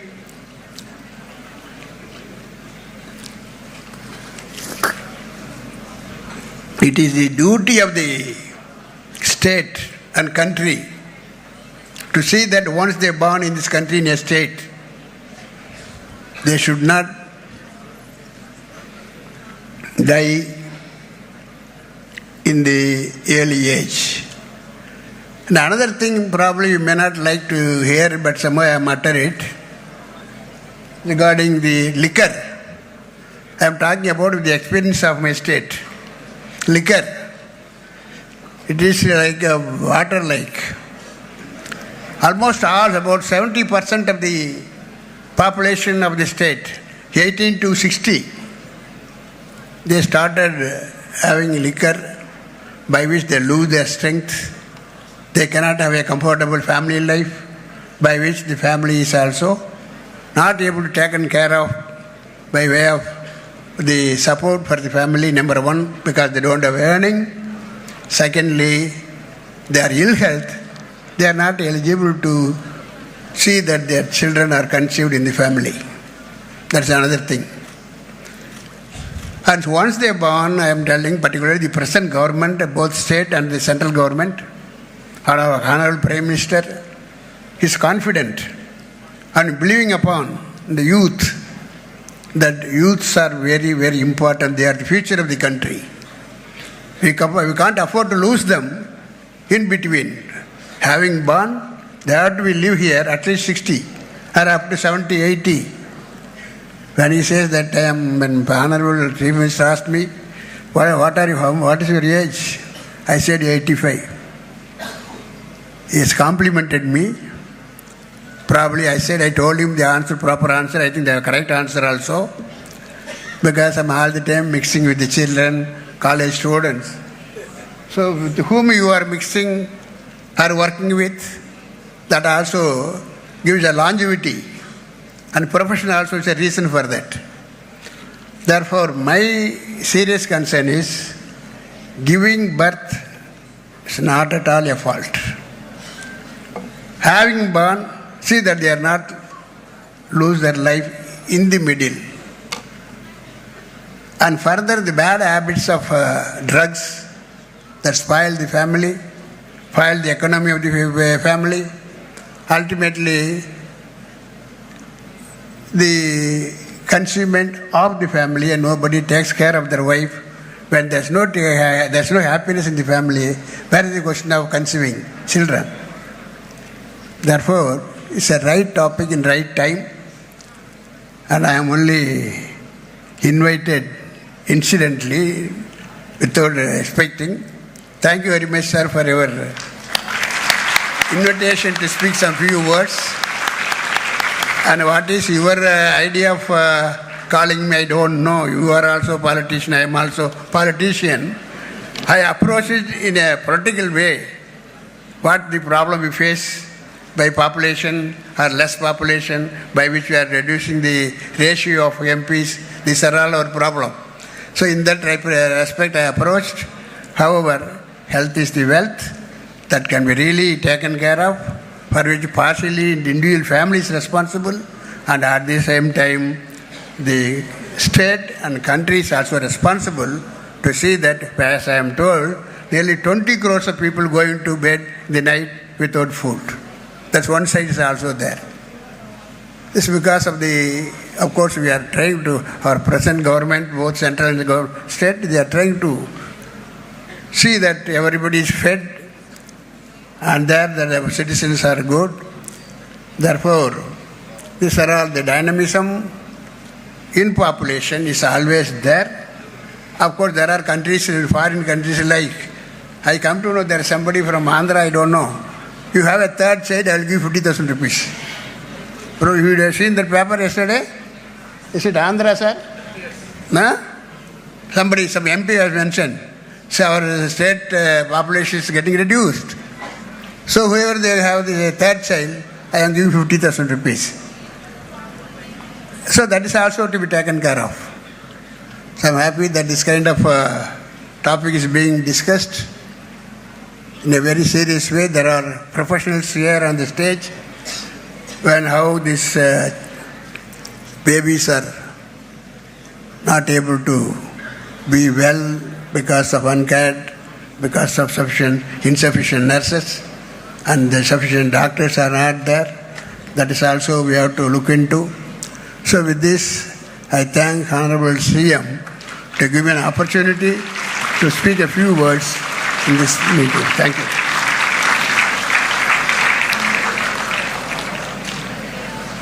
It is our immense honor and privilege that we have with us our Honorable Chief Minister of Andhra Pradesh, Shri Nara Chandrababu Naidu Garu, whose visionary leadership has played a pivotal role in shaping policies for sustainable development and societal well-being. We invite you to share your thoughts and address the gathering, sir.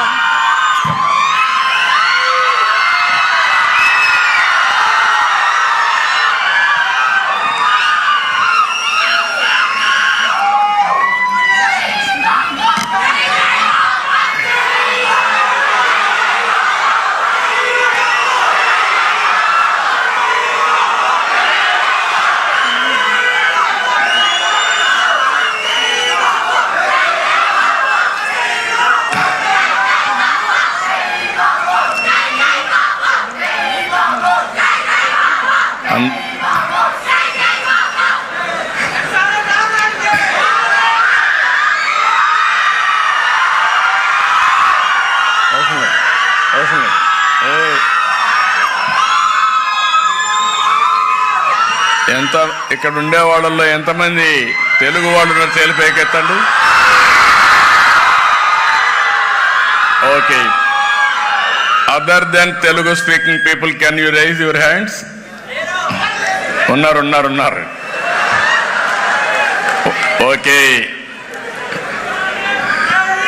Good evening, wonderful evening. By seeing all of you, I am getting new energy now.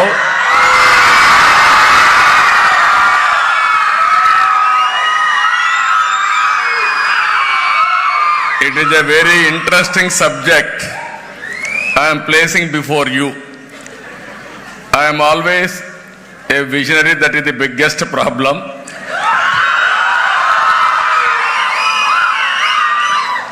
I am visualizing what is going to happen after 25-30 years' time. That is where I started information technology in 1995. Nobody knows about information technology. Nobody used to talk about information technology. Today I am proud to say Hyderabad is the proof of concept. Telugu community is the proof of concept. You go to anywhere in the world, there will be Telugu community and Indian community.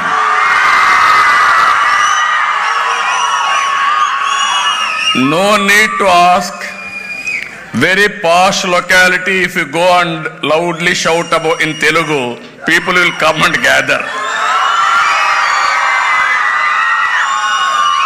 As on today, all over the world, any country for that matter, highest per capita income is Indians.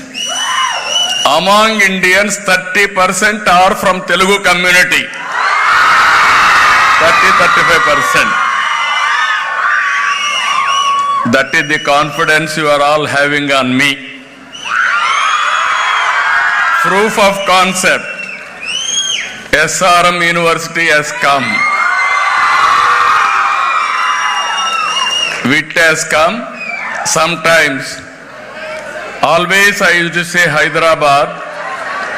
9 years I was CM in Hyderabad. That's why I was able to create ecosystem. After that, nobody disturbed. In the country today, highest per capita income is Telangana. That is the contribution by Telugu Desam Party, even 1995. If you see here, Chancellor, SRM University, Paravendra Garu. Here we invited distinguished guest for a subject. This is very interesting subject. That is where I told you. I am talking one side quantum computing, another side population management. Both are very, very unique, but you have to balance all. That's why I called Uridaya Rajan, founder, International Institute for Migration Development.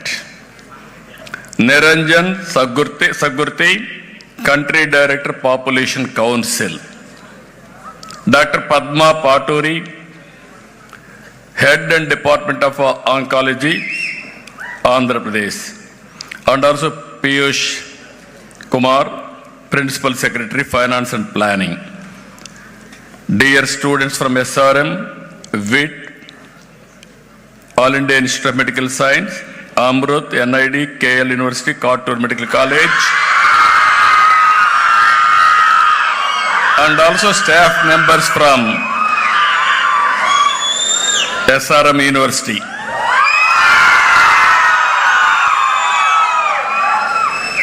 Today, you have heard all our views morning to evening.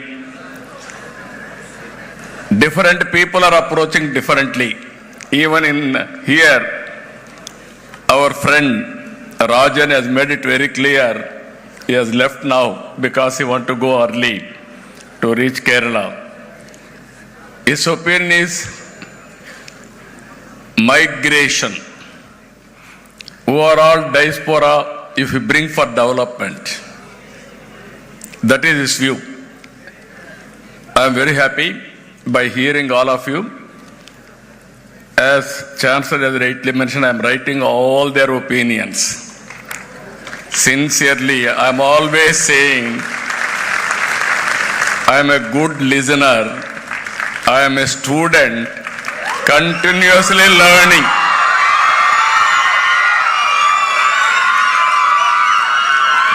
Today my subject is population management. Nobody used to talk about population management as on now. In 1995, as all of you, I also thought population is growing, land is not growing, water is not increasing, food is not increasing, there will be a big problem. Then I promoted small family, 2-child norm or 1 child. That is how I promoted. Everybody told me it's very difficult to motivate people. First of all, you have to address poverty among women. Second, you have to go for literacy. Awareness will come. Then only they will listen to you to control population. My theory at the time was, I can address all these things. Standalone system I can address, it will take years together, and also it is a vicious cycle. I had a determined approach how to reduce population. Very aggressive approach I have taken. Exactly 20 years time, I realized biggest problem of population now, aging problem, is catching very fast. Never it has happened anybody's history. One side I have gone for population control. Today again I am coming population management. Have more children, then only we will survive. Here I wanted to say one thing. Great country. Honorable Prime Minister is preparing Vision 2047 Vikasit Bharat. I am preparing Swarnandhra Vision Document 2047. Earlier, I prepared a vision document. Even that is also a big problem. Always I am talking future. Sometimes you are also understanding very well, but you are also busy in time of elections. You are not taking care for re-election of the government, then we will have problems. What we had problems we have seen for the last 5 years. Where I have developed, at that stage it was left, not even 1 inch of road was laid during 5 years last regime. Otherwise, Amaravati should have been different Amaravati by this time. I am assuring you, very soon I am inviting Honorable Prime Minister for relaunching the programs, infrastructure and development. Already you have called nearly 40,000 crores for road construction and building construction. Now institute like SRM will come in a big way. You name any institute in India has to come here. That is the future of the city. Then I am planning, if possible, central government offices, private buildings, institutions, everything put together. Another 1 month, 1.5 months time, we wanted to lay the foundations for 1 lakh crores investment. It will be completed within 2-3 years time. In that, even SRM is asking me another 100 acres of land. Now they are planning 21,000 students. I am going to have some more restrictions on them. Minimum 50,000 students in 200 acres of land. That is what I am going to ask them. They want to start medical school and also so many institutions of excellence and also skill development and also quantum computing it is very nearer to my heart. Yesterday only we have decided deep technology. In that, quantum computing is one, IoT integration, so many things we are working. So what I wanted to impress upon you all, in Swarnandhra, 2.4 trillion US dollars economy by 2047. And also 58 lakh rupees per capita income. In this, if you see, as on today, Vice Chancellor has rightly mentioned, our GSTP contribution this year, 16 lakh 25,000 crores. Our budget is 3 lakh crores. Our per capita income is 2 lakh 65,000. Now I have to increase this. I am planning to grow at the rate of 15%. Earlier, that is 14-19, I was able to grow at the rate of 13.5%. If I achieve 15% growth rate, your income will be, per capita income will be 58 lakhs by 2047. That is our vision, that is our planning. In this, I am talking about vision, but I am talking about very clearly every year by year, mid-term vision, medium-term vision, 2029, 5 years time, where I will be, I am placing before you all the details. In this, I am adopting 10 principles. All youngsters has to associate with me. You are the future. You can understand better than anybody compared to others. One is zero poverty. P4. I am talking always zero poverty means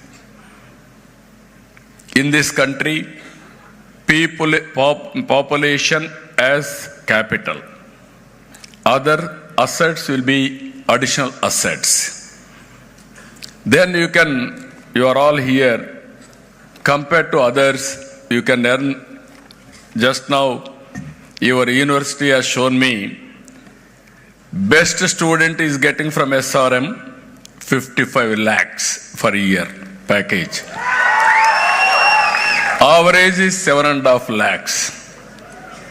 100% placement, that is what they have shown me. If you won't get employment, you have to talk to me, then I will insist on them to give employment. Another thing, I asked them, you start not only investors research park they are organizing, around 50 companies, global companies are going to come. You start now startup hub or center. How many students are going to get jobs? How many students are going to start industry in a knowledge economy? While training all these things, you must be ready, going out and start your own venture. Always I am saying, not only seeking job, you have to provide job. From job seekers to job providers, you have to reach. In this P4, if you see, all works have been done after economic reforms, public-private partnership, power sector, telecom, roads, airports, flights, everything. If you see public-private partnership, user charges, now development has taken place, wealth has been created, facilities has been provided, and at the same time some people have become billionaires, wealthiest people. But as Chancellor has rightly mentioned, there are some people below poverty. Is it not our responsibility to lift them above poverty? That is the mission I am taking. Zero poverty, P4 policy, public, private, people's partnership, people as capital. It is not only government responsibility. Now SRM is here. They are well established. They are having management skills. Why can't you adopt 10,000 families below poverty? In a systematic way, you can help them in all aspects, mentoring, hand-holding, some financial assistance. What governments are giving, additional support if you give. You are preparing students now. I am asking you to prepare families to earn money. That is where you have to do. If you adopt this, high net worth individuals of top 10% has to adopt bottom 20%. It is a continuous process how to reduce inequalities. That is my mission. Not only creating wealth, that wealth has to go to the last mile, that is the poor people. That is our mission in that. Second one is very clear, employment, employment, employment. That is my mission. As you have seen, young man among all of us, Chancellor. 85 years, very active. All youngsters have to take him as an example. You have to remind in our lifetime that is the model. What I asked him, what is your secret for health? He said very clearly, morning to evening I am mingling students. You are hearing your shoutings and energy level. He is also becoming day by day more and more younger. And also morning to evening he is working. That gives me more strength. This is where I am saying all of us has to do constructive work. Now I am talking everybody, don't do hard work. The days are over. Don't carry 100 kg bag. Carry cell phone, smartphone. Be literate.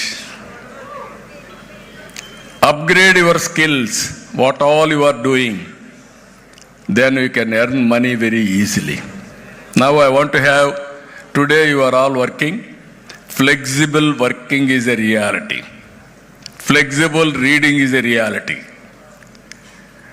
Once if you go through, going on reading, we don't know what purpose.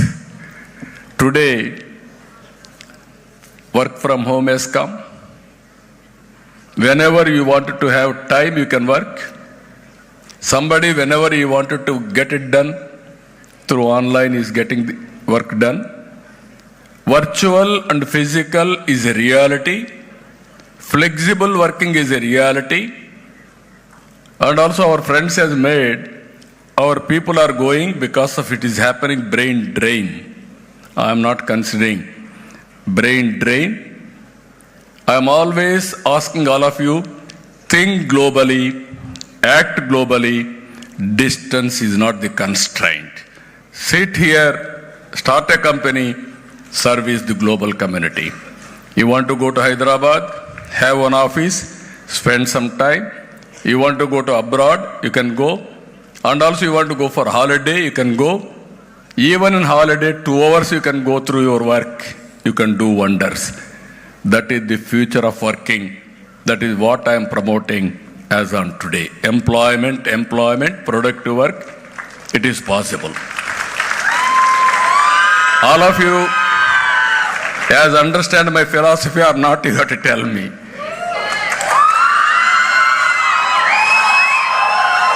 Recently I am talking work from home concept.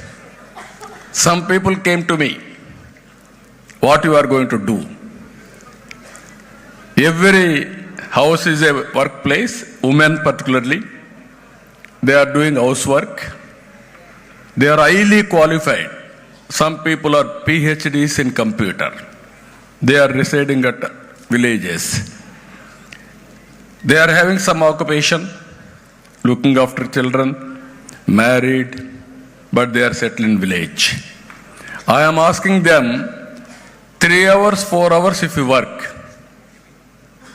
you can get better money than your husband or your family member who are going outside. Here girls are here. In 95 when I became Chief Minister, I wanted to use women in a big way. There is a theory in that. Always girls are depending when they are young on parents for money, for education, everything. After marriage, you are depending on husbands because of money, or even some illiterate women wanted to go to cinema. Husband has to give permission. After marriage, when you are becoming old, you have to depend on children. They will ask, you don't know anything, you keep quiet, don't participate, you do some housework, that is enough. But today, I am proud to say, Indian women are working extremely well compared to men. Women are more intelligent also. I am not saying this to please women. I am telling you, men also don't be jealous. There is a lot of competition future. I brought one simple reform, public reform. That is reserving 33% education for girls. Automatically, more than 50-60% girls have come for colleges, engineering colleges, medical colleges, everywhere.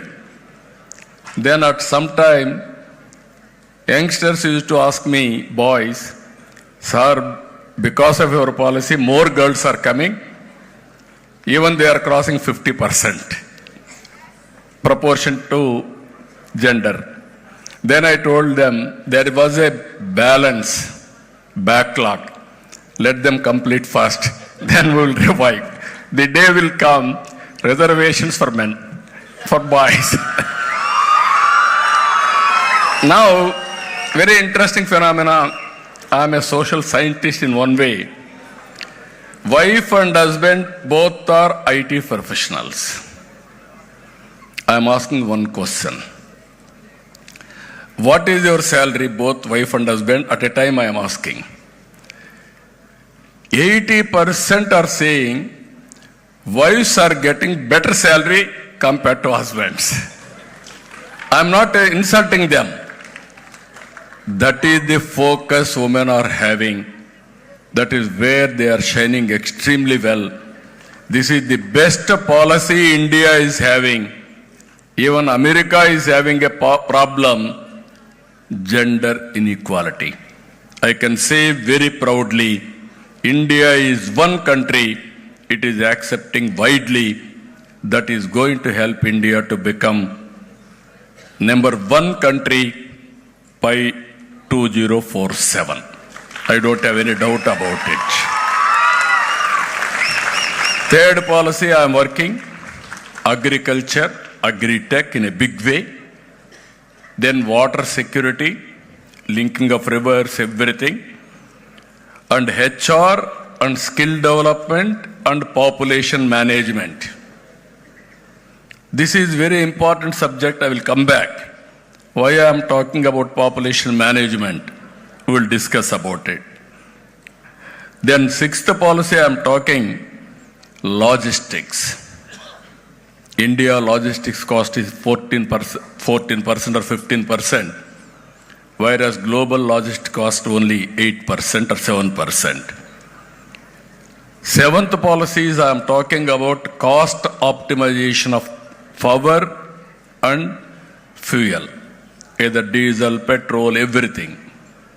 Now India is very fortunate for solar energy, wind energy, pumped energy, and also battery.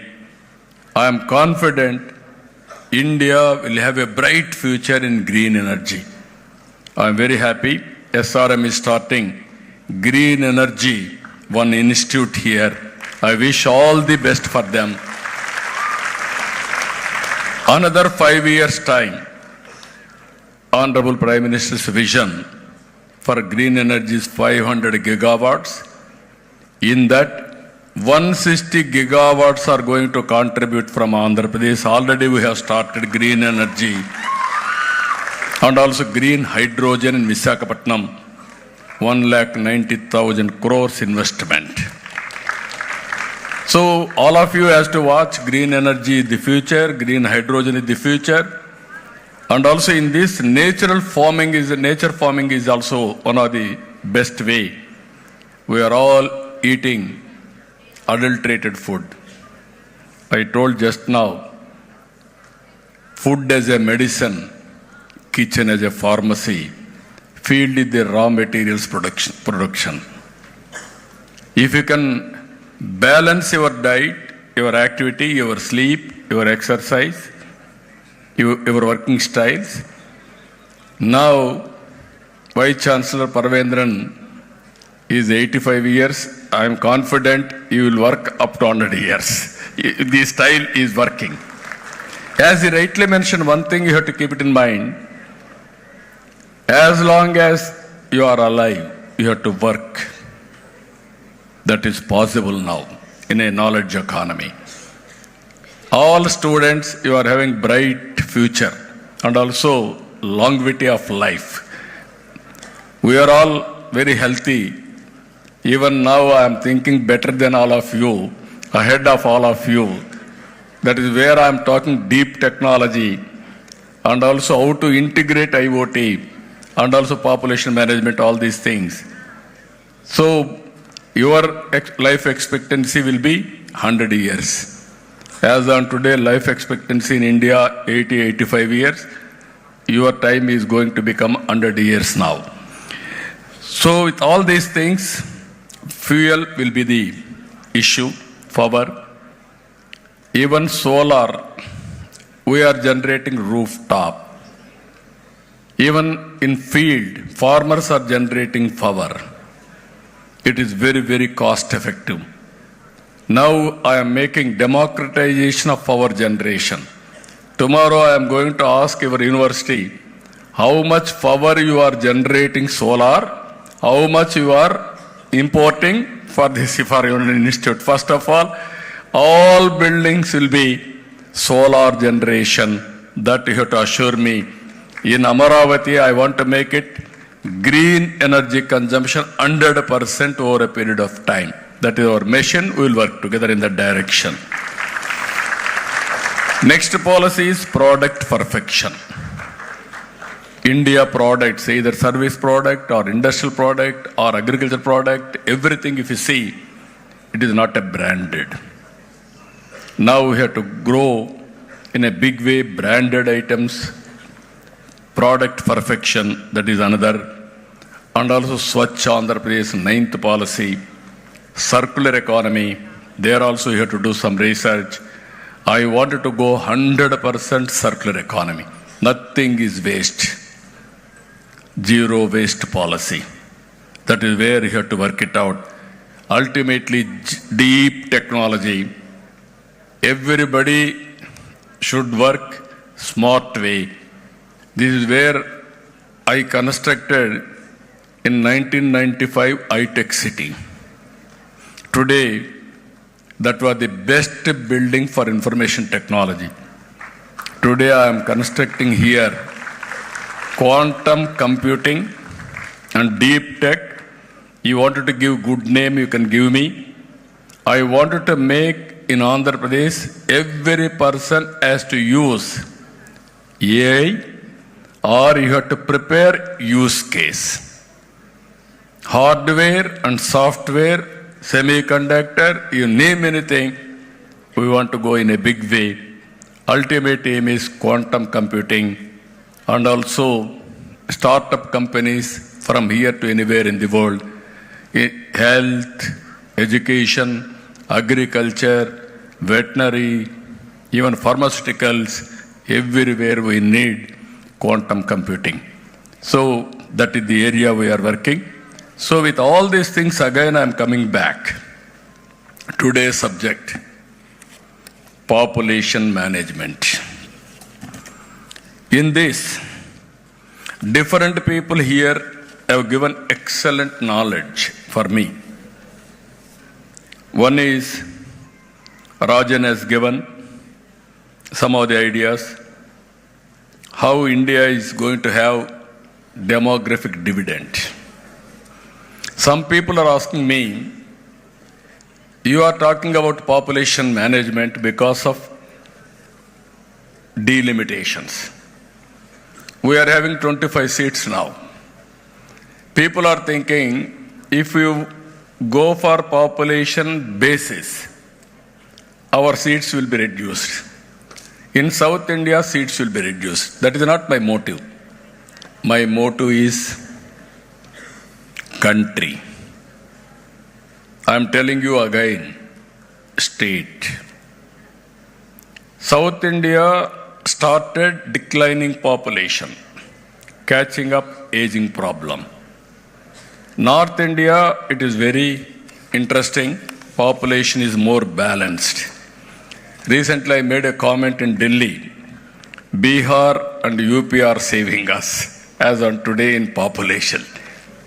Economy-wise, they have to catch up. If you see here, TFR, Bihar 3, Uttar Pradesh 2.7, Chhattisgarh 2.2, Gujarat is better 2, Haryana 2, Karnataka 1.5, Andhra Pradesh 1.5, Maharashtra is 1.5, Kerala is 1.5, Tamil Nadu 1.4, Delhi 1.4, West Bengal is 1.4.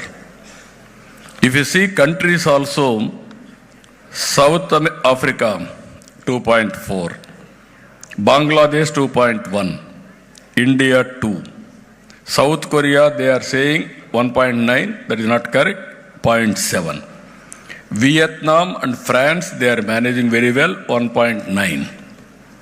China 1.7, Brazil 1.5, Singapore 1.2.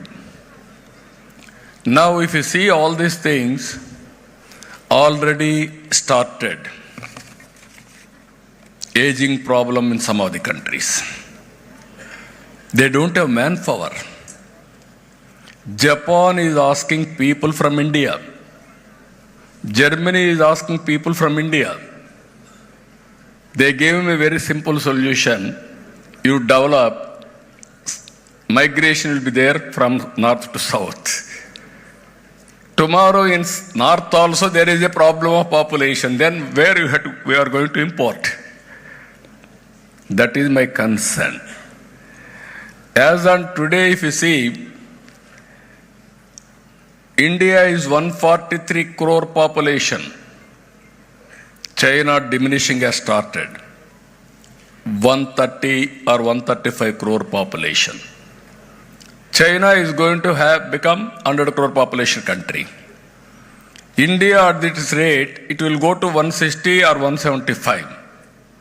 My idea is, today Indians have migrated 3.4 billion population migrated. Highest per capita Indians. If we allow Indians to migrate 20 crores in 200 countries, another 15 years our knowledge economy, then Indians will be the richest community globally. Any country if you go, corporate governance, public governance, Indians are going to dominate globally. That is my vision. It is going to happen. As on today, if you go to America, almost all countries, highest corporate giants are from Indians. Google, CEO is Indian. Microsoft is Indian. Even almost all companies are happening. Today, not demographic disinvestment, all these things, what I am saying, this is the right time for India to realize, especially South India, we have to balance population. Here, even silver demographic dividend, he told, that is a reality. After retirement, people are not working. At least 2 hours, 3 hours, 4 hours a day if they work. They are having excellent knowledge. That knowledge you can do it, use it. As you rightly mentioned, gender demographic dividend, that we can take it up.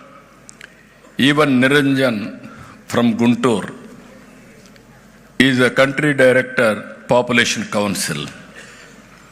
As you rightly mentioned, from 1.5, we have to increase 2.1. This is the target. There are some problems. High institutional deliveries. Biggest challenge is sterilization, tubectomy. Even doctor has rightly mentioned, immediately after sterilization, cesarean, we are going for sterilization. It is very interesting to note. India, Andhra is number 1 in sterilization, female, 70%. Karnataka 57.4, Kerala 46.4, all India 27%. We are always very, very advanced. And also, Andhra people, if you see, very smart, not only smart, extra smart. Everything will adopt immediately. Come what may, what is the negative, positive, we don't mind. That is the biggest challenge now. I have to motivate them. And also, if you see here, even spacing, sterilization, after that, immediately tubectomy. What our people are thinking, why should we come again? Why should we wait? This is very clearly attitudinal problem or awareness problem. Even we don't know the kids, there is a problem. If you see here, IMR, India is 28, AP is 24,000 births. If anything will happen, then we are going to repent. Even countries like some of the countries, Japan 2.21, Singapore 2.65, Sweden 2.74, Kerala 0.06. So this is one more issue we have to think. Segregation, best practice, all these things. And also so many people, our people are going very easily. Delivery means it is painful process. Why can't you go for sterilization? Easy. 2 times sterilization. And also, as our doctors have rightly mentioned, tubectomy. 3 operations, woman's life. Operation is an operation. Medicine is a medicine. Nature is a nature. And also, natural delivery is always long life expectancy and also livability, happiness, everything, that is ultimate. So I am learning some of the issues now. That's why I'm telling Vice Chancellor, I'm only a student, I have to prepare research now. I have to do experiment. I have to produce proof of concept for future. With all these reasons, if you see here, fertility decline, and also there are some other reasons also. So we have to probe, and also I am asking my people, first time I am hearing this type of information, and also this is the first time we are conducting seminar for a particular purpose, that is population management. Even pregnant women, anemia, very simple supplementation of iron, that also we are not doing. Even their awareness, most of the women are having anemia problem. Added to that, I told you so many problems we are adding further. And also nowadays, there is one more theory is building. Double income, no kids, let us enjoy. Even your parents should have thought like that.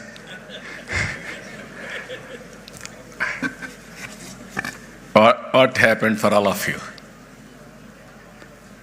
This is the biggest challenge I am talking about it. Some girls and boys are talking, even better to have one startup rather than have kid. That is another psychology, painful psychology. No, I wanted to make it very clear. Long back, around 95, when I became CM, AIDS was very, very big issue at that time. Everybody is thinking it is a social stigma. Nobody should talk. I gave a slogan, break silence, talk about AIDS, otherwise there will be a big problem. Then I started all these things. I asked parents, take your children confidence. Even sex issues also you have to talk to your children. Then only we can put an end to AIDS. Otherwise, all problems will come. Today, I am very happy we are able to control AIDS. Today, I am talking all of you, talk about population management. Have more children. For that, I introduced one bill long back. More than 2 children, you are not eligible for contest in local bodies. Now I lifted it recently. Now I want to introduce one more bill. Less than 2 children, you are not eligible.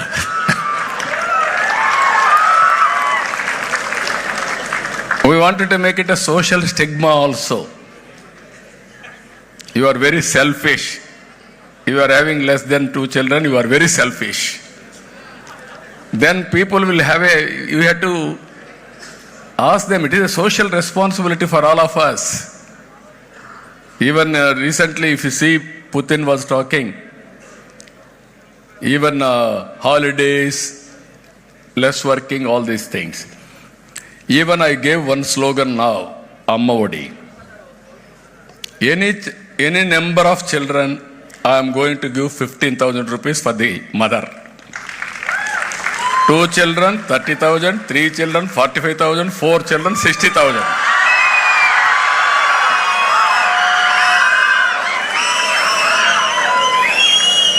Earlier, maternity leave for women in government, only 2 deliveries. I am giving 4, 5, 6 deliveries. Somewhere you have to start. Some radical thinking. Once if you see, for a person 5 kg rice, more than 5, only 25 kgs. Now I want to liberalize. Even more family members, more family benefits. I wanted to encourage them. You have to understand one thing. Biggest advantage globally, Indian families. And no other family in the world can beat Indian family. When you are in the family life, you are having security. Health security, financial security, or physical security, you name anything. If you work very hard, go home, have a cup of coffee with family members. You will be relaxed. You will be charged. That is the beauty of Indian families. And also we are all thinking marriage is decided by destiny, heaven. God is decided, we are all following. That is keeping Indian families together. If you go to other countries, your children, my children, our children. At the end of the day, I am not joking. Even China, one child norm. After marriage, both children are living separately. Only wife and husband.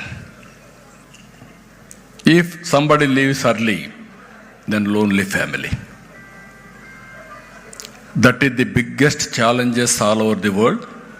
But Indian culture has given biggest advantage, family, that is helping us in health.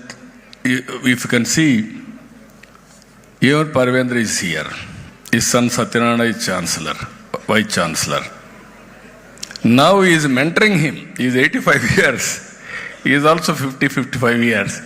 But he is mentoring him. That is the beauty of Indians. Other countries, father has to give money for his son as loan. Son will give father as a loan. No free. Can you imagine the sentiment of Indians? We are fortunate to born in India as Indians. I am proud of it. This legacy we have to protect. For this, again, I am early to start. I am always visionary, that is the problem. People may not understand now. Recently I am talking deep technology. People are asking me what is deep technology. Very difficult to explain. Now, originally I used to talk about IT. Nobody used to understand me. Then at the time, youngsters, you are all forgetting. At the time there was BSNL, VSNL telecommunication sector. BSNL is domestic calls, VSNL is international calls. Both are public sector. To talk foreign calls, very difficult. I told in assembly one day, I am not talking to my son who is in America because of prohibitive cost. If I talk liberally, then he will raise in the assembly. He is talking his son, he is spending huge money on telecommunication. Then I searched all over the world. China was moving very fast. Then I want to go for deregulation of telecommunication sector to promote information technology. Bandwidth is very, very important. You have to keep it in mind. Long back I gave a statement. Day will come, charges will be per capita bandwidth consumption. At that time, every 1 minute you talk, this is the rate. 2 minutes, this is the rate. 3 minutes, this is the rate. Everybody heckled me how it is possible. That is the vision I have given 30 years back. Today, for voice, there is no charge.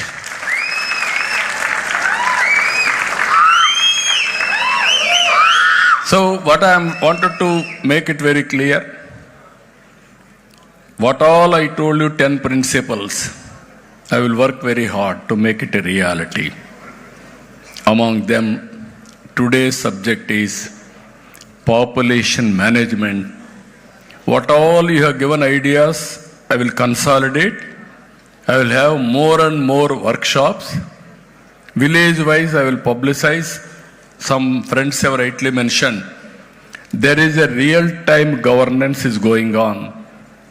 I was able to establish all data. Andhra Pradesh population is, as on today, through Aadhaar authentication, 4.96 crore.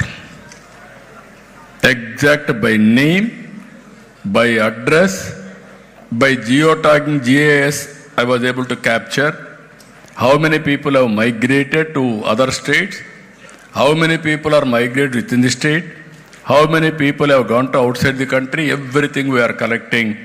I want to serve my people at most efficiently, so I am collecting all this information. This month I am going to start P4 policy also on Ugadi Day. So, ఇక్కడికి వచ్చినప్పుడు ఇక్కడ అందరూ మీరు ఉన్నారు భవిష్యత్ కోసం. మళ్ళీ నేను ఒక్క నిమిషం కూడా తెలుగులో మాట్లాడకపోతే ప్రాబ్లం ఉంటుంది. బయట వాళ్ళందరూ ఉన్నారు కాబట్టి నేను ఇంగ్లీష్లో మాట్లాడాను. మెసేజ్ అందరికి వెళ్ళాలని. ఈరోజు ఇక్కడుండే యువతకు మిమ్మల్ని అందరినీ కోరుతున్నా, మీ భవిష్యత్తు మీ చేతుల్లో ఉంది. నేను ఆకాశమే అద్దుగా ఆలోచిస్తున్నా. మీరేంటి రాత్రింబగుళ్ళు కష్టపడక్కర్లేదు. Use technology, work smartly. మీరు ఎప్పుడు నచ్చితే అప్పుడే చదవండి, ఏమి కొంపలు కూలిపోవు. చదివినప్పుడు మాత్రం ఫోకస్ పెట్టి చదవండి, మనసు పెట్టి చదవండి. నేను ఇప్పుడు కూడా నేను ఆలోచించేది మార్నింగ్ టు ఈవినింగ్ నిద్రపోయేటప్పుడు తప్ప ఎప్పుడూ పనిచేస్తానే ఉంటా. దానికి కారణం నేను తినే తిండి మితంగా తింటాను, మంచి ఆలోచనలు చేస్తాను, గట్టిగా పనిచేస్తాను. దీనివల్ల నా ఆరోగ్యం బాగుంది. మీరందరూ కూడా యంగ్స్టర్స్ ఇక్కడ ఉన్నారు. నేను చెప్పేది మీరు విని కేరింతలు కొడుతున్నారంటే దానికంటే నా జీవితంలో ఏం కావాలని మిమ్మల్ని అడుగుతున్నా.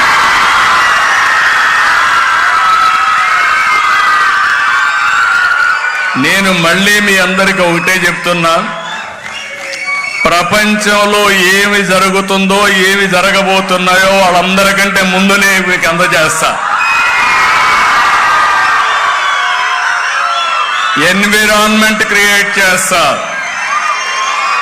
ఎస్ఆర్ఎం లాంటి ఇన్స్టిట్యూషన్స్ అన్ని ఇండియాలో బెస్ట్ ఇన్స్టిట్యూషన్ తీసుకొస్తా. ప్రపంచంలో ఉండే బెస్ట్ గ్లోబల్ యూనివర్సిటీస్ ఇక్కడ తీసుకొస్తా. మీకు అండగా ఉంటా, చేయూతనిస్తా. రతన్ టాటా ఇన్నోవేషన్ హబ్ పెడుతున్నాం. 5 ప్రాంతాల్లో 5 స్పోక్ మోడల్ పెడుతున్నాం. నేను అందుకనే ఇప్పుడే కూడా చెప్పాను ఎస్ఆర్ఎం కూడా, మీరు ఎంతమందికి ఉద్యోగాలు ఇస్తారని కాదు, మా పిల్లల్ని ఎంతమందిని పారిశ్రామికవేత్తలుగా తయారు చేస్తారో అదే మీకు భవిష్యత్తులో కొలమానం అని చెప్పాను. అదే కండిషన్ రేపు పెడతాను వాళ్ళకి కావాలంటే. 10,000 is nothing. Every family, one entrepreneur is my motive. ఒక ఇంటికి ఒక పారిశ్రామికవేత్త కావాలి. అక్కడి నుంచి వీళ్ళు ఇక్కడ పనిచేయచ్చు, ప్రపంచం అంతా పనిచేస్తారు. కొబ్బరి చెట్లలో కూర్చొని లేకుంటే మంచి గార్డెన్ లో కూర్చొని పని చేసుకునే పరిస్థితి వస్తారు. ఒక స్టేజ్ వచ్చిన తర్వాత తెలివితేటలుంటే వేరే ప్రాంతాలకు మనం పోవాల్సిన పనిలా ఇక్కడి నుంచే పనిచేస్తాం. మన అసిస్టెంట్లు అక్కడ పోయి పనిచేసి వస్తారు. ఆ విషయం మీరు గుర్తుపెట్టుకోవాల్సిన అవసరం ఉంది. ఒకసారి ప్రారంభించడం కష్టం, కానీ ఇప్పుడు కూడా ఎస్ఆర్ఎం నేను ఇప్పుడే అడిగా పర్వేంద్ర గారిని, ఏంటి నీ జీవితం అని అడిగా. School teacher, can you imagine school teacher SRM అని పెట్టి ఈరోజు ఒకే ప్రిమిసెస్ లో 60,000 మంది ఈరోజు ఇక్కడ కూడా ఇంతమంది ఉన్నారంటే ఒక వ్యక్తి విజన్, ఆయన జీవితంలో సాధించిన విజయం. మీరెందుకు ఆ విధంగా తయారు కాకూడదు? నేను మీ అందరికంటే చిన్నగానే పుట్టా, మారుమూల ప్రాంతంలో పుట్టా. మా ఊర్లో 30 ఇళ్ళు కూడా లేవు. నా జీవితాన్ని నేను మోల్డ్ చేసుకుంటూ వచ్చాను. ఒక స్టెప్ మీరు వేస్తే 2 అడుగులు కలిసి వస్తుంది. ఆ విషయం మీరు గుర్తుపెట్టుకోండి. సంకల్పం ఉంటే ఏదైనా సాధ్యం. నేను ఇక్కడుండే ఆంధ్రప్రదేశ్లో ఉండే మిమ్మల్ని అందరినీ కోరుతున్నా, 5 ఏళ్ళు మీతో మాట్లాడతా, 10 ఏళ్ళు మీతో మాట్లాడతా. మిమ్మల్ని అందరినీ గ్లోబల్ లీడర్స్ గా తయారు చేసే బాధ్యత నాది. అవకాశాలు తీసుకొస్తాను, అందిపుచ్చుకునే బాధ్యత మీది కూడా. ఈ యాంగిల్లో మీరు ఆలోచించండి. మళ్ళా మాట్లాడదాం, ఎందుకంటే ఇప్పటికే బాగా ఆలస్యమైంది. కానీ ఈరోజు ఎస్ఆర్ఎంకి వచ్చినప్పుడు కొన్ని క్వశ్చన్స్కి ఇస్తాను, 2-3 క్వశ్చన్స్ ఇస్తాం. వండర్ఫుల్. ఇది ఇప్పుడే ఒక 2-3 క్వశ్చన్స్ ఇస్తే కూడా బాగుంటుంది అంటున్నారు. క్వశ్చన్ సెషన్ ఉంది. ముందు వారికి మైక్ ఇవ్వండి. మైక్.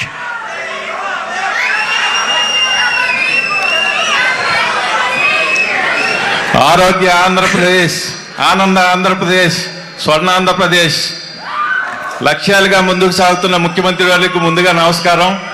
నేను మీకు గ్రాటిట్యూడ్ తెలియజేయడానికి వచ్చాను. ఐఐటిలో చదివిన మా అమ్మాయికి కొలంబియా యూనివర్సిటీ న్యూయార్క్లో సీట్ వచ్చింది.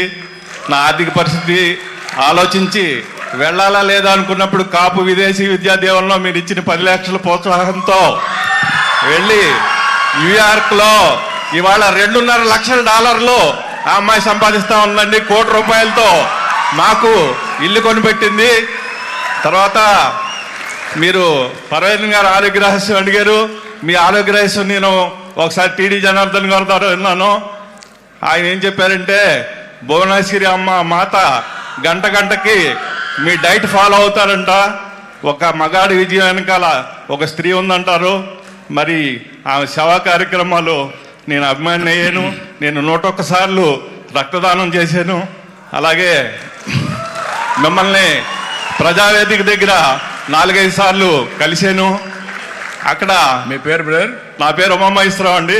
ఉమామహేశ్వరరావు. ఈ మధ్య మానవతా లైఫ్ టైం అచీవ్మెంట్ అవార్డు ఇచ్చారు. తర్వాత రెడ్ క్రాస్లో నేను వాలంటీర్ని. ఒక అమ్మాయినా? ఒక అమ్మాయి, ఒక అబ్బాయి, ఇద్దరు ఐఐటియన్స్ అండి. ఇద్దరు $2.5 లక్షల న్యూయార్క్లో, న్యూజెర్సీలో ఉన్నారు. అమ్మాయి ఎక్కువ పంపిస్తుందా, అబ్బాయి ఎక్కువ పంపిస్తారు? అమ్మాయి ఎక్కువ పంపిస్తుందండి. అమ్మాయిని very happy confirmed about it. మీ దయతో అమ్మాయినా అబ్బాయినా ఒకటి అని చెప్పాను. అమ్మాయే బెటర్ అని చెప్పాను. తల్లిదండ్రులను చూసుకునేది అమ్మాయిలే బాగా చూసుకుంటారు. It is a reality. ఆ అమ్మాయిని కట్నం లేకుండా పెళ్లి చేసుకోవడానికి పెళ్లి కొడుకు సిద్ధంగా ఉన్నాడండి. కాదు, రోజు వస్తుంది, ఎదురు కట్నం ఇస్తారు. Don't bother. కట్నాలు అయిపోయినాయి, అది పాత రోజులు. ఇప్పుడు ఎక్కడ కట్నం గురించి మాట్లాడడం లేదు. చంద్రబాబు నాయుడు గారు పని రాక్షసుడు అంటారు, కానీ ఆయన పని ప్రేమికుడు అండి. వర్క్ హాలిక్ కాదు, వర్క్ లవర్. అలసట్లోనే ఆనందం ఉందని నమ్మిన ఆయన 10 ఏళ్ళు కాదండి 30 ఏళ్ళు మనకు ముఖ్యమంత్రిగా ఉండాలి. ఇదే మాట ఆయనకి ఇదివరకు కూడా చెప్పాను. నేను ఉండాలని కాదు, నాలాంటి లీడర్స్ తయారు చేసి భవిష్యత్తు వదిలిపెట్టాలని నా కోరిక. మీలాగా లీడర్స్ కోట్ల మంది తయారవుతున్నారండి. కొన్ని వందల మంది నాలాంటి వాళ్ళు తయారు కావాలి. Public leaders, corporate leaders. That is my dream. I will produce now. Election ముందర మా పిల్లలిద్దరూ చాలా దేశాల నుంచి వచ్చినట్లే మీకు ఓటు వేయడానికి వచ్చారు. అక్కడ నేను ఈ 10 లక్షలు తీసుకున్నందుకు నన్ను వేధించారు గత గవర్నమెంట్లో, విలియన్స్ అవిని. అప్పుడు నేను మా పిల్లలతో అమెరికా వెళ్తా రిజల్ట్ రాకముందే చంద్రబాబు నాయుడు గారు ముఖ్యమంత్రిగా ప్రమాణం చేస్తే నేను మళ్ళీ ఆంధ్రప్రదేశ్కి వస్తాను, లేకపోతే అక్కడే ఉంటానని చెప్పి ఓపెన్గా ఛాలెంజ్ చేసి చెప్పానండి. ఇలాంటి వాళ్ళు చాలా మంది ఉన్నారు. అందుకే పర్వేంద్ర గారు అడిగారు, మీ బడ్జెట్ 3 లక్షలు, అప్పులు 10 లక్షలు ఏం చేస్తారంటే, నాకు మా ప్రజల ఆశీస్సులు ఉన్నాయి, తప్పకుండా ఇది అధికం ఇస్తానని చెప్పాను. అది మా commitment. Thank you very much. Yoga మాస్టర్ని పిల్లలకి మీరు స్కూలుకు యోగ విద్యను ప్రవేశపెట్టినట్టయితే వాళ్ళ కాన్సన్ట్రేషన్ పెరుగుద్ది, మెమరీ పవర్ పెరుగుద్ది, ఇదేం టాలెంట్స్ బయటకు వస్తాయి, వాళ్ళ ఫ్యూచర్ లీడర్స్ గా తయారవుతారు. నేను క్రియ యోగా మాస్టర్ని. Thank you sir. నేను మీతో మాట్లాడతాను ఉమామేశ్వర గారు. పెట్టాలి పెద్ద ఎత్తున మీద. ఏంటమ్మా? ఐఎమ్ డాక్టర్ కీర్తి అండి, president Vasavya Mahila Mandali. We have few suggestions from the women's point of view. Morning నుంచి అందరు చెప్తోంది ఏంటంటే women are crucial for population dynamics. ఎందుకంటే ఏఐ కూడా ఎవరిని ప్రెగ్నెంట్ చేయలేదు, ఉమెన్ తప్ప. సో అందుకని ప్రెగ్నెన్సీ ఉమెన్కే రావాలి, home care work women has to do, and again $1 trillion straight చేయాలన్నా కూడా women has to become the entrepreneurs. That's what the dream. So to make it, what is required for the women? From a woman's angle, we are telling. One is, at workplaces, we don't have child care centers. Yes. We have Anganwadi centers. Anganwadis ante సాధారణంగా ఏమనుకుంటారు అంటే అది ఒక BPL ఫ్యామిలీస్కి, lower economic స్ట్రేటా అనుకుంటారు. కానీ middle క్లాస్లో ఉన్న వాళ్ళు ఈ పెయిడ్ కేర్ సెంటర్స్కి వెళ్ళాలంటే కష్టంగా ఉంటుంది. సో ఎవ్రీ వర్క్ ప్లేస్లో మస్ట్ చేయాలి. మేము వెళ్ళిన దగ్గరలా చెప్తున్నాము, but there are no child care centres at all. Yes అమ్మా, ఇమ్మీడియట్గా మీరు ఇచ్చిన పాలసీ మేము అమలు చేస్తాం. ఎవ్రీ వర్క్ ప్లేస్లో చైల్డ్ కేర్ సెంటర్ ఉంటుంది. ఎస్ఆర్ఎంలో ఇమ్మీడియట్గా పెడుతున్నారు. ఉంది ఆల్రెడీ ఉంది. I'm very happy. And also strengthen further one of the best child care centre SRM లో ఉండాలి. అన్ని ఇండస్ట్రీలో పెట్టిస్తాం. అట్లాగే రెండోది అంటే ఇక్కడ అందరూ కూడా అన్ని విషయాలు మనం మాట్లాడుతున్నాం కాబట్టి బాత్రూమ్స్లోకి వెళ్ళినప్పుడు ఉమెన్కి స్పెషల్గా వాష్రూమ్స్ ఉన్నా కూడా మెన్స్ట్రల్ హైజీన్ గురించి వచ్చినప్పుడు శానిటరీ నాప్కిన్స్, వెండింగ్ మిషన్స్ కానీ ఇన్సిలేటర్స్ కానీ ప్రొవైడ్ చేయకపోతే ఉమెన్ ఏమనుకుంటున్నారంటే ఈ పీరియడ్స్తో వాళ్ళకి ఎక్స్ట్రా బ్లీడింగ్ అయినప్పుడు హిస్టరెక్టమీకి వెళ్ళడానికి these are one of the things making very sensitive. వాళ్ళకి ఆఫీస్లో చెప్తేనేమో 400 ప్రశ్నలు వేస్తున్నారు. లేదమ్మా, I will make it a rules. This policy I will bring it. నేను ఒకసారి అనుకుంటే మీకు తెలుసు కదా, దాన్ని సాధించే వరకు వదిలిపెట్టను. మీరు చెప్పినట్టు అన్నీ అవుతాయి. ఒక కొత్తది చెప్తానండి. స్కూల్స్, కాలేజెస్ ఎవ్రీవేర్ పెట్టిస్తాము. మొన్న ఎంఎస్ స్వామినాథన్ ఫౌండేషన్కి వెళ్ళాము. అక్కడ climate change, heat, gender and health, మనం పాపులేషన్ డైనమిక్స్ గురించి మాట్లాడుతూ ఉన్నప్పుడు ఒక దాని గురించి బాగా రీసెర్చ్ చేయాలేమో అని అనిపించిందండి మాకు అక్కడికి వెళ్ళొచ్చిన తర్వాత. She a medical doctor. Heat అనేది ప్రెగ్నెన్సీ దానికి ఎలా ఎఫెక్ట్ ఇస్తుంది, ఈవెన్ ఫర్టిలిటీకి కూడా. ఎందుకంటే ఇప్పుడు క్లైమేట్ చేంజ్ వల్ల మనకి హీట్ పెరుగుతోంది. అట్లాగే we have few suggestions with regard to geriatric care. Geriatric care కండి మనకి బెడ్ సైడ్ అటెండెంట్స్ లేరండి, దానికి ట్రైనింగ్ లేదు ఎక్కడా కూడాను. As a doctor I feel many patients come to me, I don't have an alternative but to depend on the unskilled labor. So అదొకటి. SRMలో ఉన్నాం కాబట్టి నేను ఒక సజెషన్ ఏంటంటే ప్రతి education institute, every education institute for educated youth and also unskilled youth outside the education institutions, they should be counselling centres available. Okay, we'll establish. Namaste, I'm here. My name is Gayatri. I come from Amrita University. Since morning, thank you.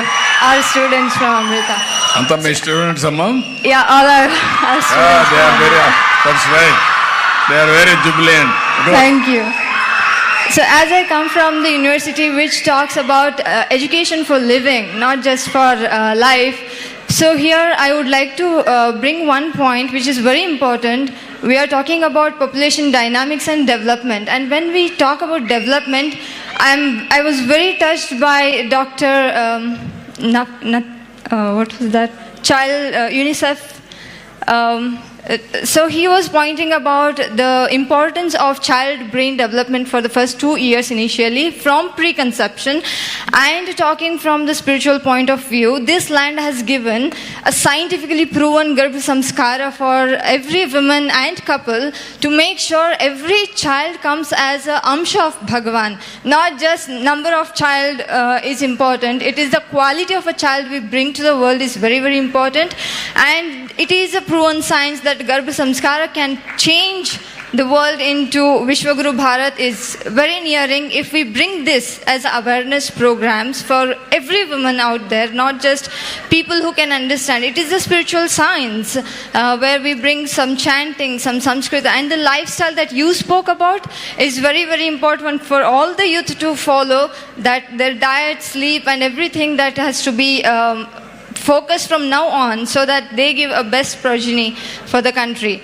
And yeah, this was one of the point that this land, Mother Bharat, has given legacy, legends like, through the Garbha Samskara we know Bhakt Prahlad, we know Nachiketa, we know Bhrigu, we know Shivaji Maharaj and Sambhaji Maharaj. Those are yet to come. They are waiting for us to be prepared for such a parenting and parenting skills. So we also have to confirm or bring awareness about how next children can be strongly cognitive development can be done. Thank you so much. ఇప్పుడు వారు చెప్పిన దాంట్లో ఏంటంటే మెయిన్గా మన అందరం కూడా గుర్తుపెట్టుకోవాల్సింది, లైఫ్ అనేది మీనింగ్ఫుల్ లైఫ్ ఉండాలి. ఇండియన్స్లో ఉండే హ్యాపీనెస్ ఎవరిలో ఉండదు. ఒకసారి జపాన్ నుంచి ఒక డెలిగేషన్ వచ్చారు, అంబాసిడర్తో సహా నా దగ్గరికి వచ్చాడు. వచ్చి నాకు ఎక్స్ప్లెయిన్ చేస్తూ నేను మొత్తం ఆంధ్రప్రదేశ్ అంతా తిరిగి వచ్చాను. తిరిగి వచ్చిన తర్వాత నేను చూసినటువంటి అబ్జర్వేషన్ ఏంటంటే, ఆయన పూర్ ఫ్యామిలీస్ దగ్గరికి వెళ్ళాడు, రోడ్డంతా మాట్లాడుకుంటూ వచ్చాడు. ఎక్కడ పోయినా ఇండియాలో హ్యాపీనెస్ కనపడస్తూ ఉంది, పావర్టీ ఉన్న హ్యాపీనెస్ కనపడస్తూ ఉంది. మేము జపాన్లో డబ్బులుంది, వెల్త్ ఉంది, కానీ హ్యాపీనెస్ లేదు. That is the biggest thing in India అని చెప్పే పరిస్థితికి వచ్చాడు. మీరు అన్నట్టు మనం అందరం కూడా, నేను అందుకే చెప్పాను, wealthy, healthy, happy society is my goal. ఈ మూడు కూడా చెప్పాను. ఈ మూడు రావాలంటే మీరు చెప్పినటువంటి ఆల్ పిల్లల్లో కూడా ఇక్కడి నుంచి జనరేషన్లో మార్పు రావాలి, క్వాలిటీ లైఫ్ లీడ్ చేసే పరిస్థితి రావాలి, పేదరికం పోవాలి. ఇప్పుడు మీరు చెప్పిన మాటల్లో కూడా ఒకటి గుర్తుపెట్టుకుంటే, జీరో పావర్టీ నేను మాట్లాడినప్పుడు బిలో పావర్టీ ఉంటే తినేదానికే తిండి లేనప్పుడు మీరు చెప్పిన విషయాలు వాళ్ళకి ఎక్కవు. ఫస్ట్ ఆఫ్ ఆల్ మన రెస్పాన్సిబిలిటీ, మన సమాజంలో ఎవ్వరు కూడా పేదవాళ్ళు లేకుండా అందరికి కానీ మినిమం స్టాండర్డ్స్ ఆఫ్ లివింగ్ ఇవ్వగలిగితే that is the biggest contribution for the society, for the country. అది మనం అందరం గుర్తుపెట్టుకోవాల్సిన అవసరం ఉంది. అదే సమయంలో వాల్యూస్ మనకు వచ్చాయి. ఈ వాల్యూస్ని మన లెగసీలకు అందించాలి. ఇది మీరొక్కరి సొంతం కాదు, నా ఒక్కరి సొంతం కాదు, ఇది లెగసీ. ఆ లెగసీని మనం ట్రాన్స్ఫర్ చేయాలి నెక్స్ట్ జనరేషన్కి. అట్లా కాకుండా మనం మిస్యూజ్ చేసి లేకుంటే మన బిహేవియర్లో కానీ ఇష్టానుసారంగా పోతే దట్ ఇస్ నాట్ కరెక్ట్. మన ఆలోచనలు బాగుండాలి, మన ఆచరణ బాగుండాలి, అందరూ ఆనందంగా ఉండాలి. అందుకే ఎప్పుడు మన దేశంలో మాట్లాడతాం వసుదైక కుటుంబం. That is the biggest contribution for India. So మీరందరూ ఇది గుర్తుపెట్టుకొని ఈ మీటింగ్ మారిగానే ఎవ్రీ మీటింగ్లో సీరియస్ మీటింగ్లు కాకుండా హ్యాపీగా మాట్లాడుకుందాం, హ్యాపీగా ఎంజాయ్ చేద్దాం, పని చేద్దాం. టీచర్లు కూడా పిల్లలు బోరు కొట్టించద్దండి.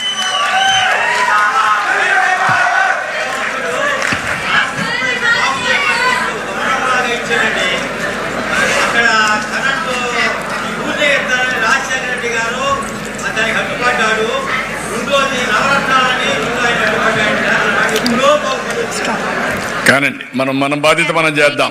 భగవంతుడు కొన్ని టెస్టులు పెడతా ఉంటాడు, ఆ టెస్టులు పాస్ అయ్యి ముందుకు పోవాలి, పెడదాం. వారికి ఇవ్వండి, ఆ పిల్లలకి ఇవ్వండి మైక్. ఆ స్టూడెంట్స్కి ఇవ్వండి మైక్. పంపించమ్మా, పాస్ ఆన్.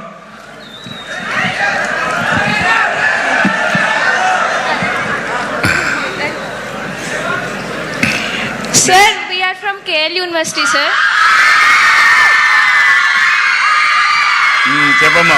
మార్నింగ్ నుంచి పాపులేషన్ డైనమిక్స్ అండ్ డెవలప్మెంట్ గురించి మాట్లాడుతున్నాం సార్. ఏదమ్మా? పాపులేషన్ డైనమిక్స్ అండ్ డెవలప్మెంట్ గురించి డిస్కస్ చేస్తున్నాం కదా సార్. మా సస్టైనబుల్ డెవలప్మెంట్ ఎలా సార్? ఇప్పుడు పాపులేషన్ ఉంటే ప్రతి ఒక్కరికి ఆపర్చునిటీ రాదు కదా సార్, ఎక్కువ పాపులేషన్ ఉండడం వల్ల. నేనేమంటానమ్మా, రెండు. నేను అందుకే sustainable development goals, better living standards, అదే మరి పాపులేషన్ మేనేజ్మెంట్.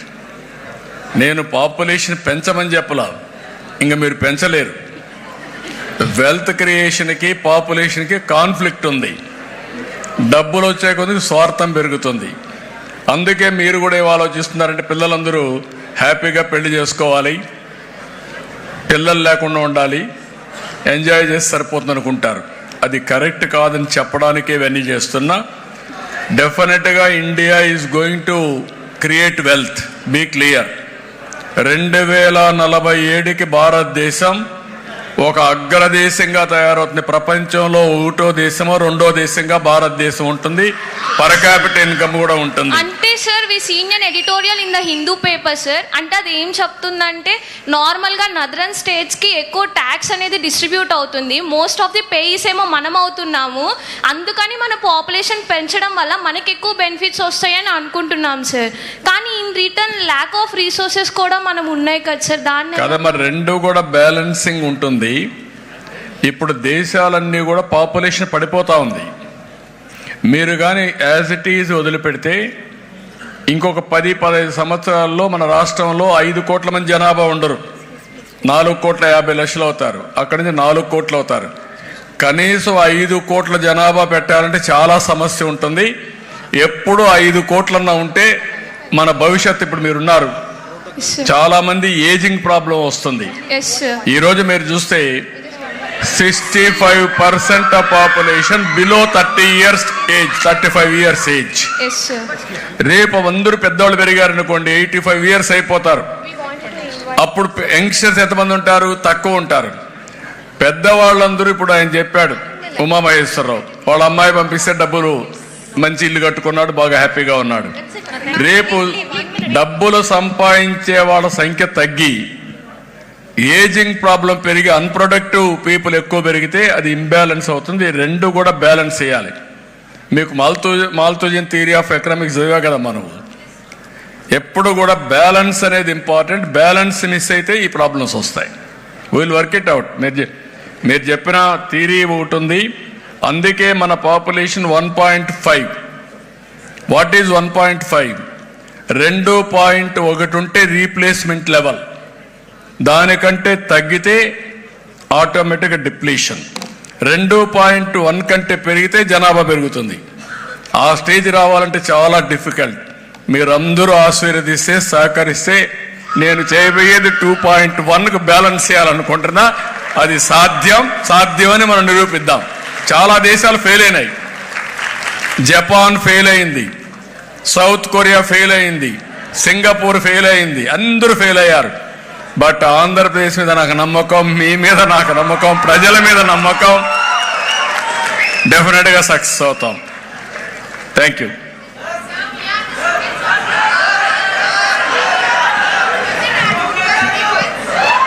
వినపడలేదమ్మా, అరుస్తున్నారు. ఒక్కసారి ఆ పక్క మైక్కేవండి, లాస్ట్లో బాయ్స్కి ఇవ్వండి. లాస్ట్లో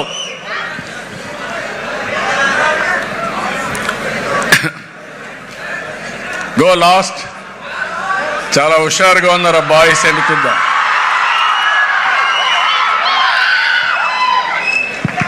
ఏంటా చెప్పు, పేరేంటి? నా పేరు వెంకటరమణ సార్. వెంకటరమణ గారు చెప్పండి మా. సార్ మీరు ఇందాక ప్రస్తావించినట్టు SRM గురించి చెప్పారు, విట్ గురించి చెప్పారు. అలాగే కొంచెం మా పక్కన ఉన్న అమృత యూనివర్సిటీ గురించి కూడా. అమృత యూనివర్సిటీ కూడా నేనే తీసుకొచ్చాను. తొందరలోనే XLRI వస్తుంది. తొందరలోనే బిట్స్ పిలాని కూడా వస్తుంది. నేను ముందే చెప్పాను, among universities there is a competition now.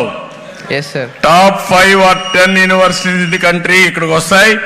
10 university competition ఉంటుంది. Amrit versus to SRM versus to VIT versus to BITS Pilani.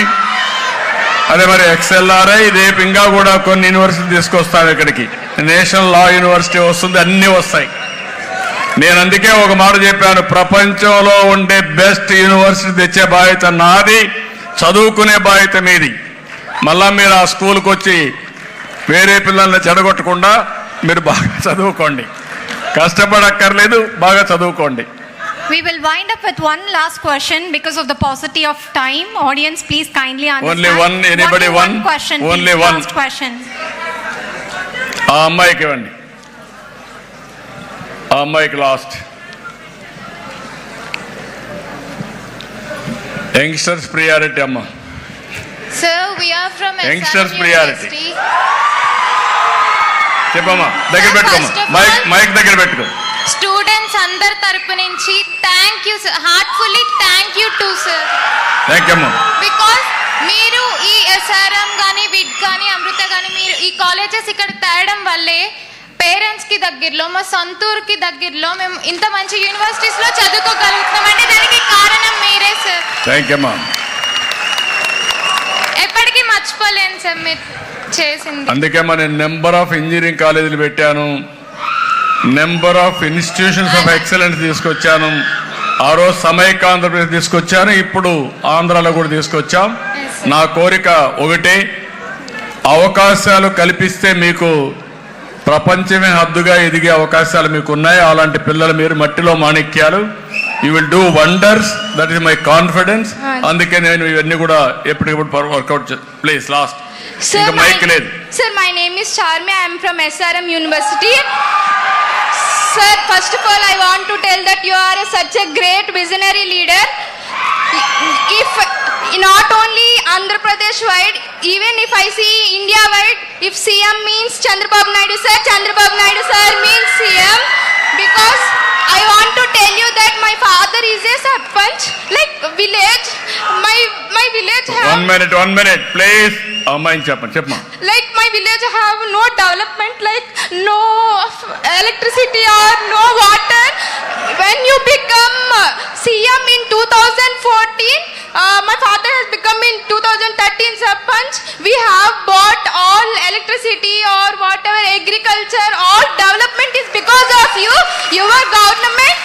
And I already met you 2019 at Bundavalli with my family, and this is the live session. I am seeing that how much knowledge you are, how much you are giving, what you are telling about AI, whatever. I don't know that's what's also quantum computing కూడా quantum computing, deep technology, IoT, cloud management, data centers, data analytics, everything.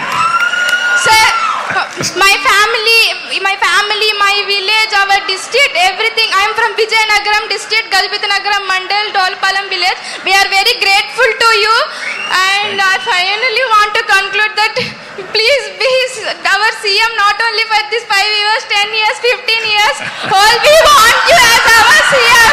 We want you as our CM. Thank you, ma. Thank you. I am proud of you. All youngsters, I am proud of you. మీతో ఇంటా ఉంటే నాకు కూడా కొండంత ధైర్యం వస్తూ ఉంది. ఎప్పుడు కూడా యంగ్స్టర్స్లో ఇమాజినేషన్ ఎక్కువ ఉంటుంది, యంగ్స్టర్స్లో విజువలైజేషన్ ఎక్కువ ఉంటుంది. ఏజ్ అయ్యే కొద్దికి ఆలోచన కూడా తగ్గిస్తారు. మీ అందరూ కూడా యాస్పిరేషన్ ఏజ్ ఇది.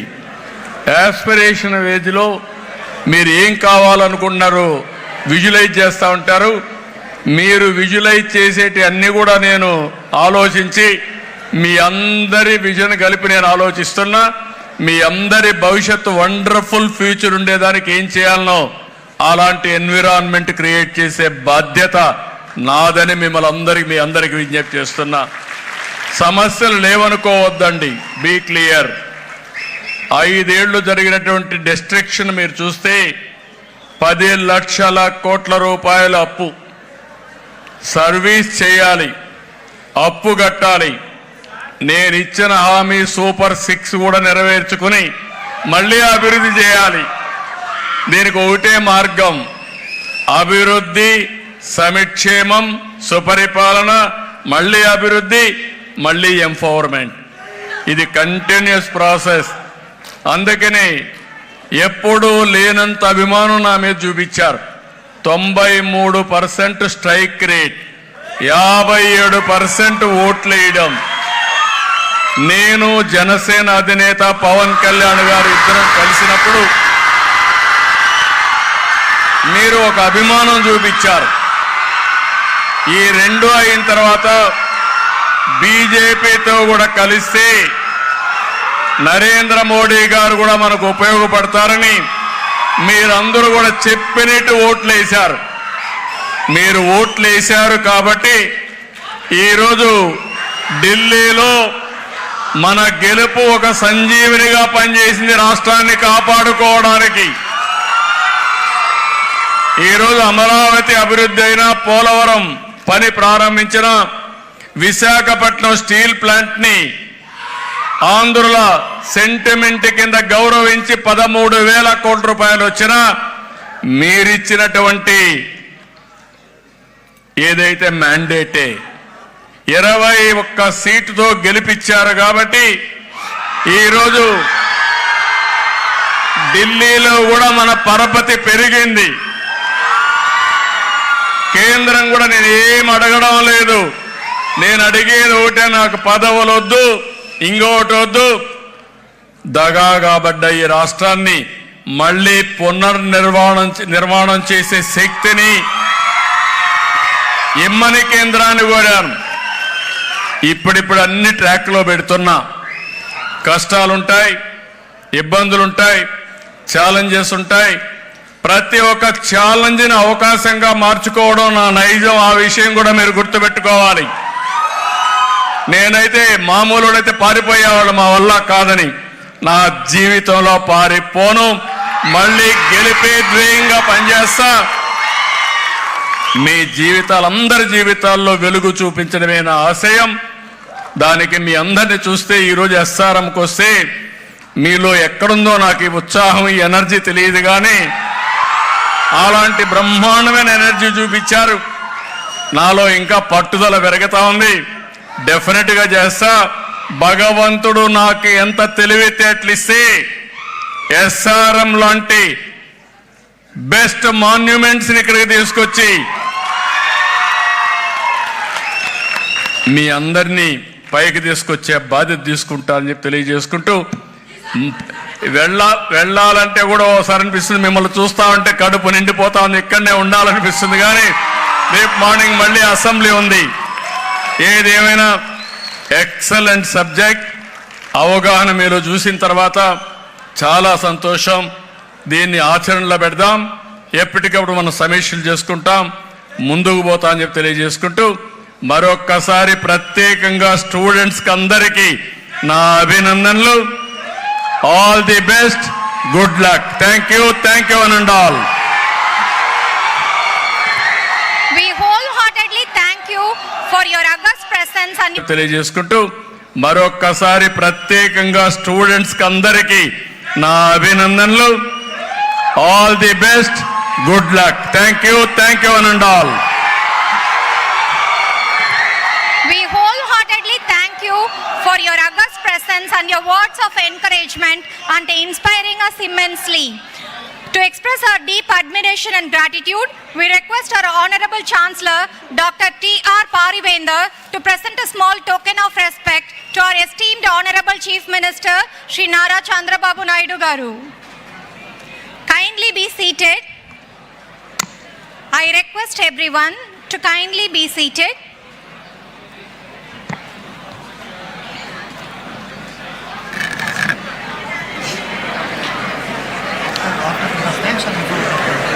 No, you give the memento. Yes, sir. We request our Honorable Chancellor, Dr. T.R. Parivendar, to present a small token of respect to our esteemed Honorable Chief Minister, Shri Nara Chandrababu Naidu Garu.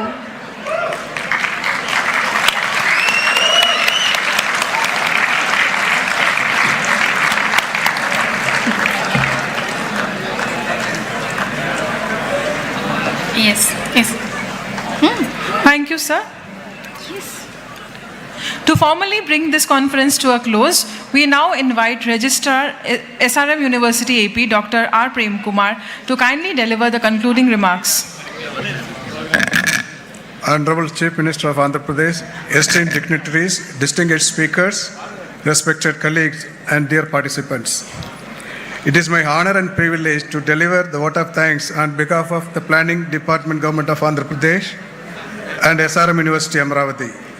As we conclude this important conference on population dynamics and development, first and foremost, I extend our deepest gratitude to our esteemed Chief Minister for being with us today evening and sharing his valuable thoughts on the policies and the 10 principles he is going to implement for the state. I also wish to sincerely thank to all the distinguished speakers, panelists, and moderators for their engaging discussions. Your contributions have helped us to gain a deeper understanding of the social, economic, and policy aspects of the population dynamics. We also extend our sincere thanks to the Planning Department Government of Andhra Pradesh for giving this opportunity to SRM University to organize this conference. We expect and look forward to have continuous collaborative activities along with the Government of Andhra Pradesh in making the Andhra Pradesh as well as the Amravati a growth center for the whole nation.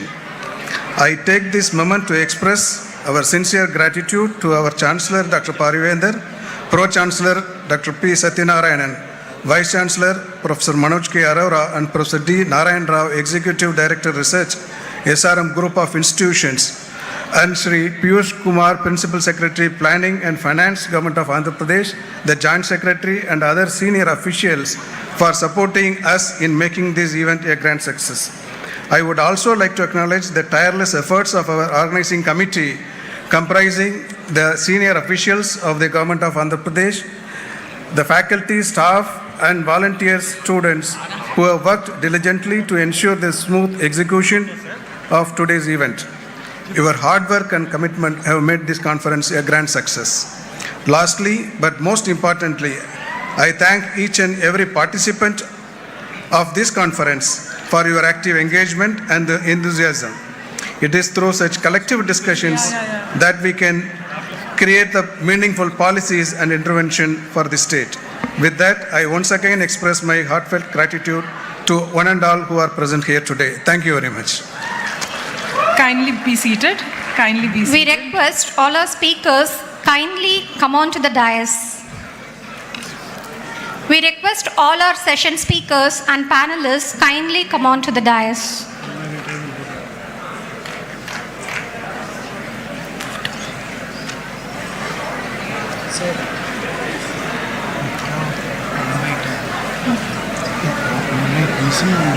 Management, then we will meet organizers. Sure, huh? Yeah, sure. The sequence will go after half an hour. No. We invite Ron also. Now, we invite our Vice Chancellor, sir, and Professor Narayan Rao, sir, and Professor V.S. Rao, sir, and the Chancellor and Pro-Vice Chancellor, sir, to kindly come on to the dais, please. Registrar, sir, kindly please come on to the dais. Hemant bro. Go. I will help them.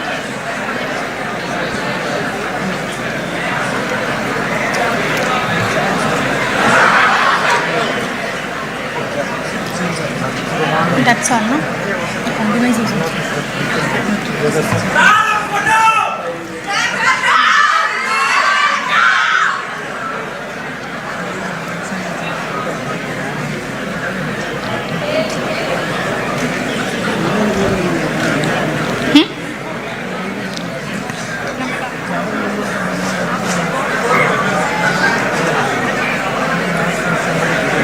That other memento has to be packed.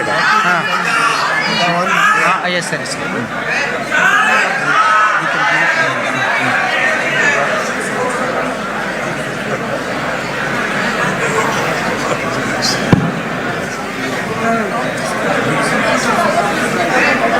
Madam.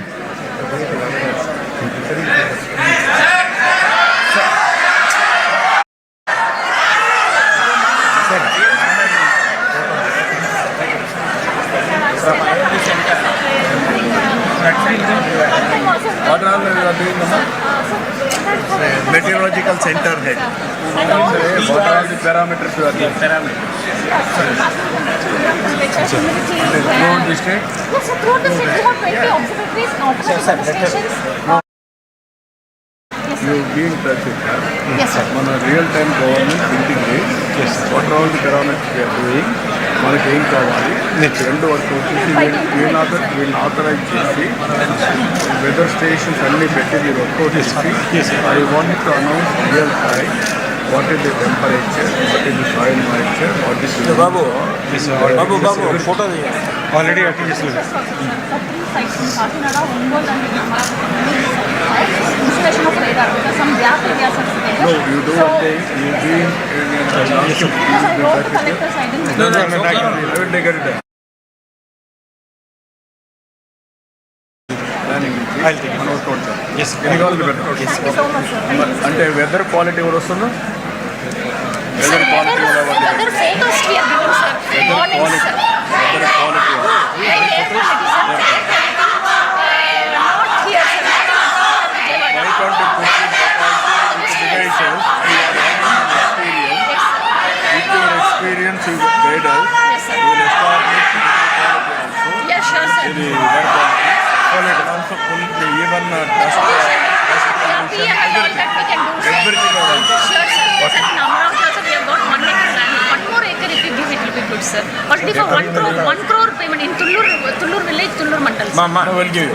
No problem. Finance, he will take care. tomorrow I will meet you sometime you come with a doubt commitment session you have to promote now in development of Amaravati capital first phase second program is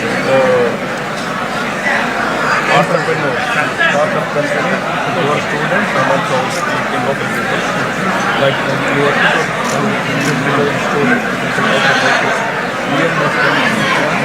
you want to be able to maintain there lamps also yeah listen Come on, Aisha.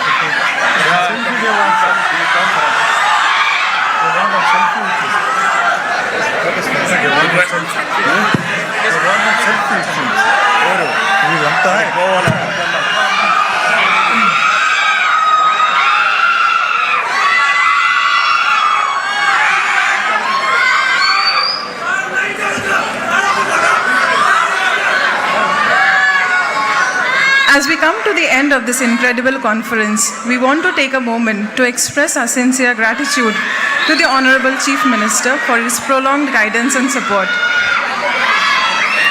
This day has truly been phenomenal, filled with valuable insights and thought-provoking discussions. Thank you once again for being a part of this conference. We look forward to seeing you at future events in SRM University. Until then, goodbye and safe travels.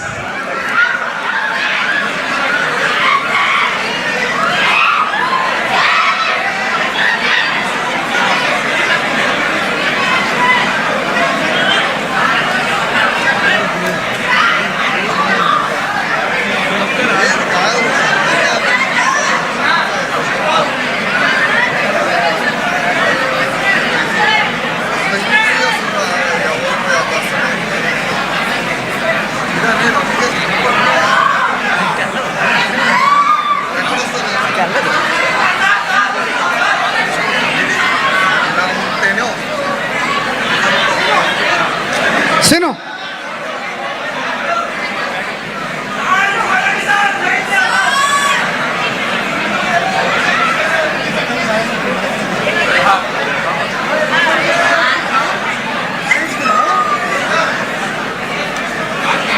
Oh,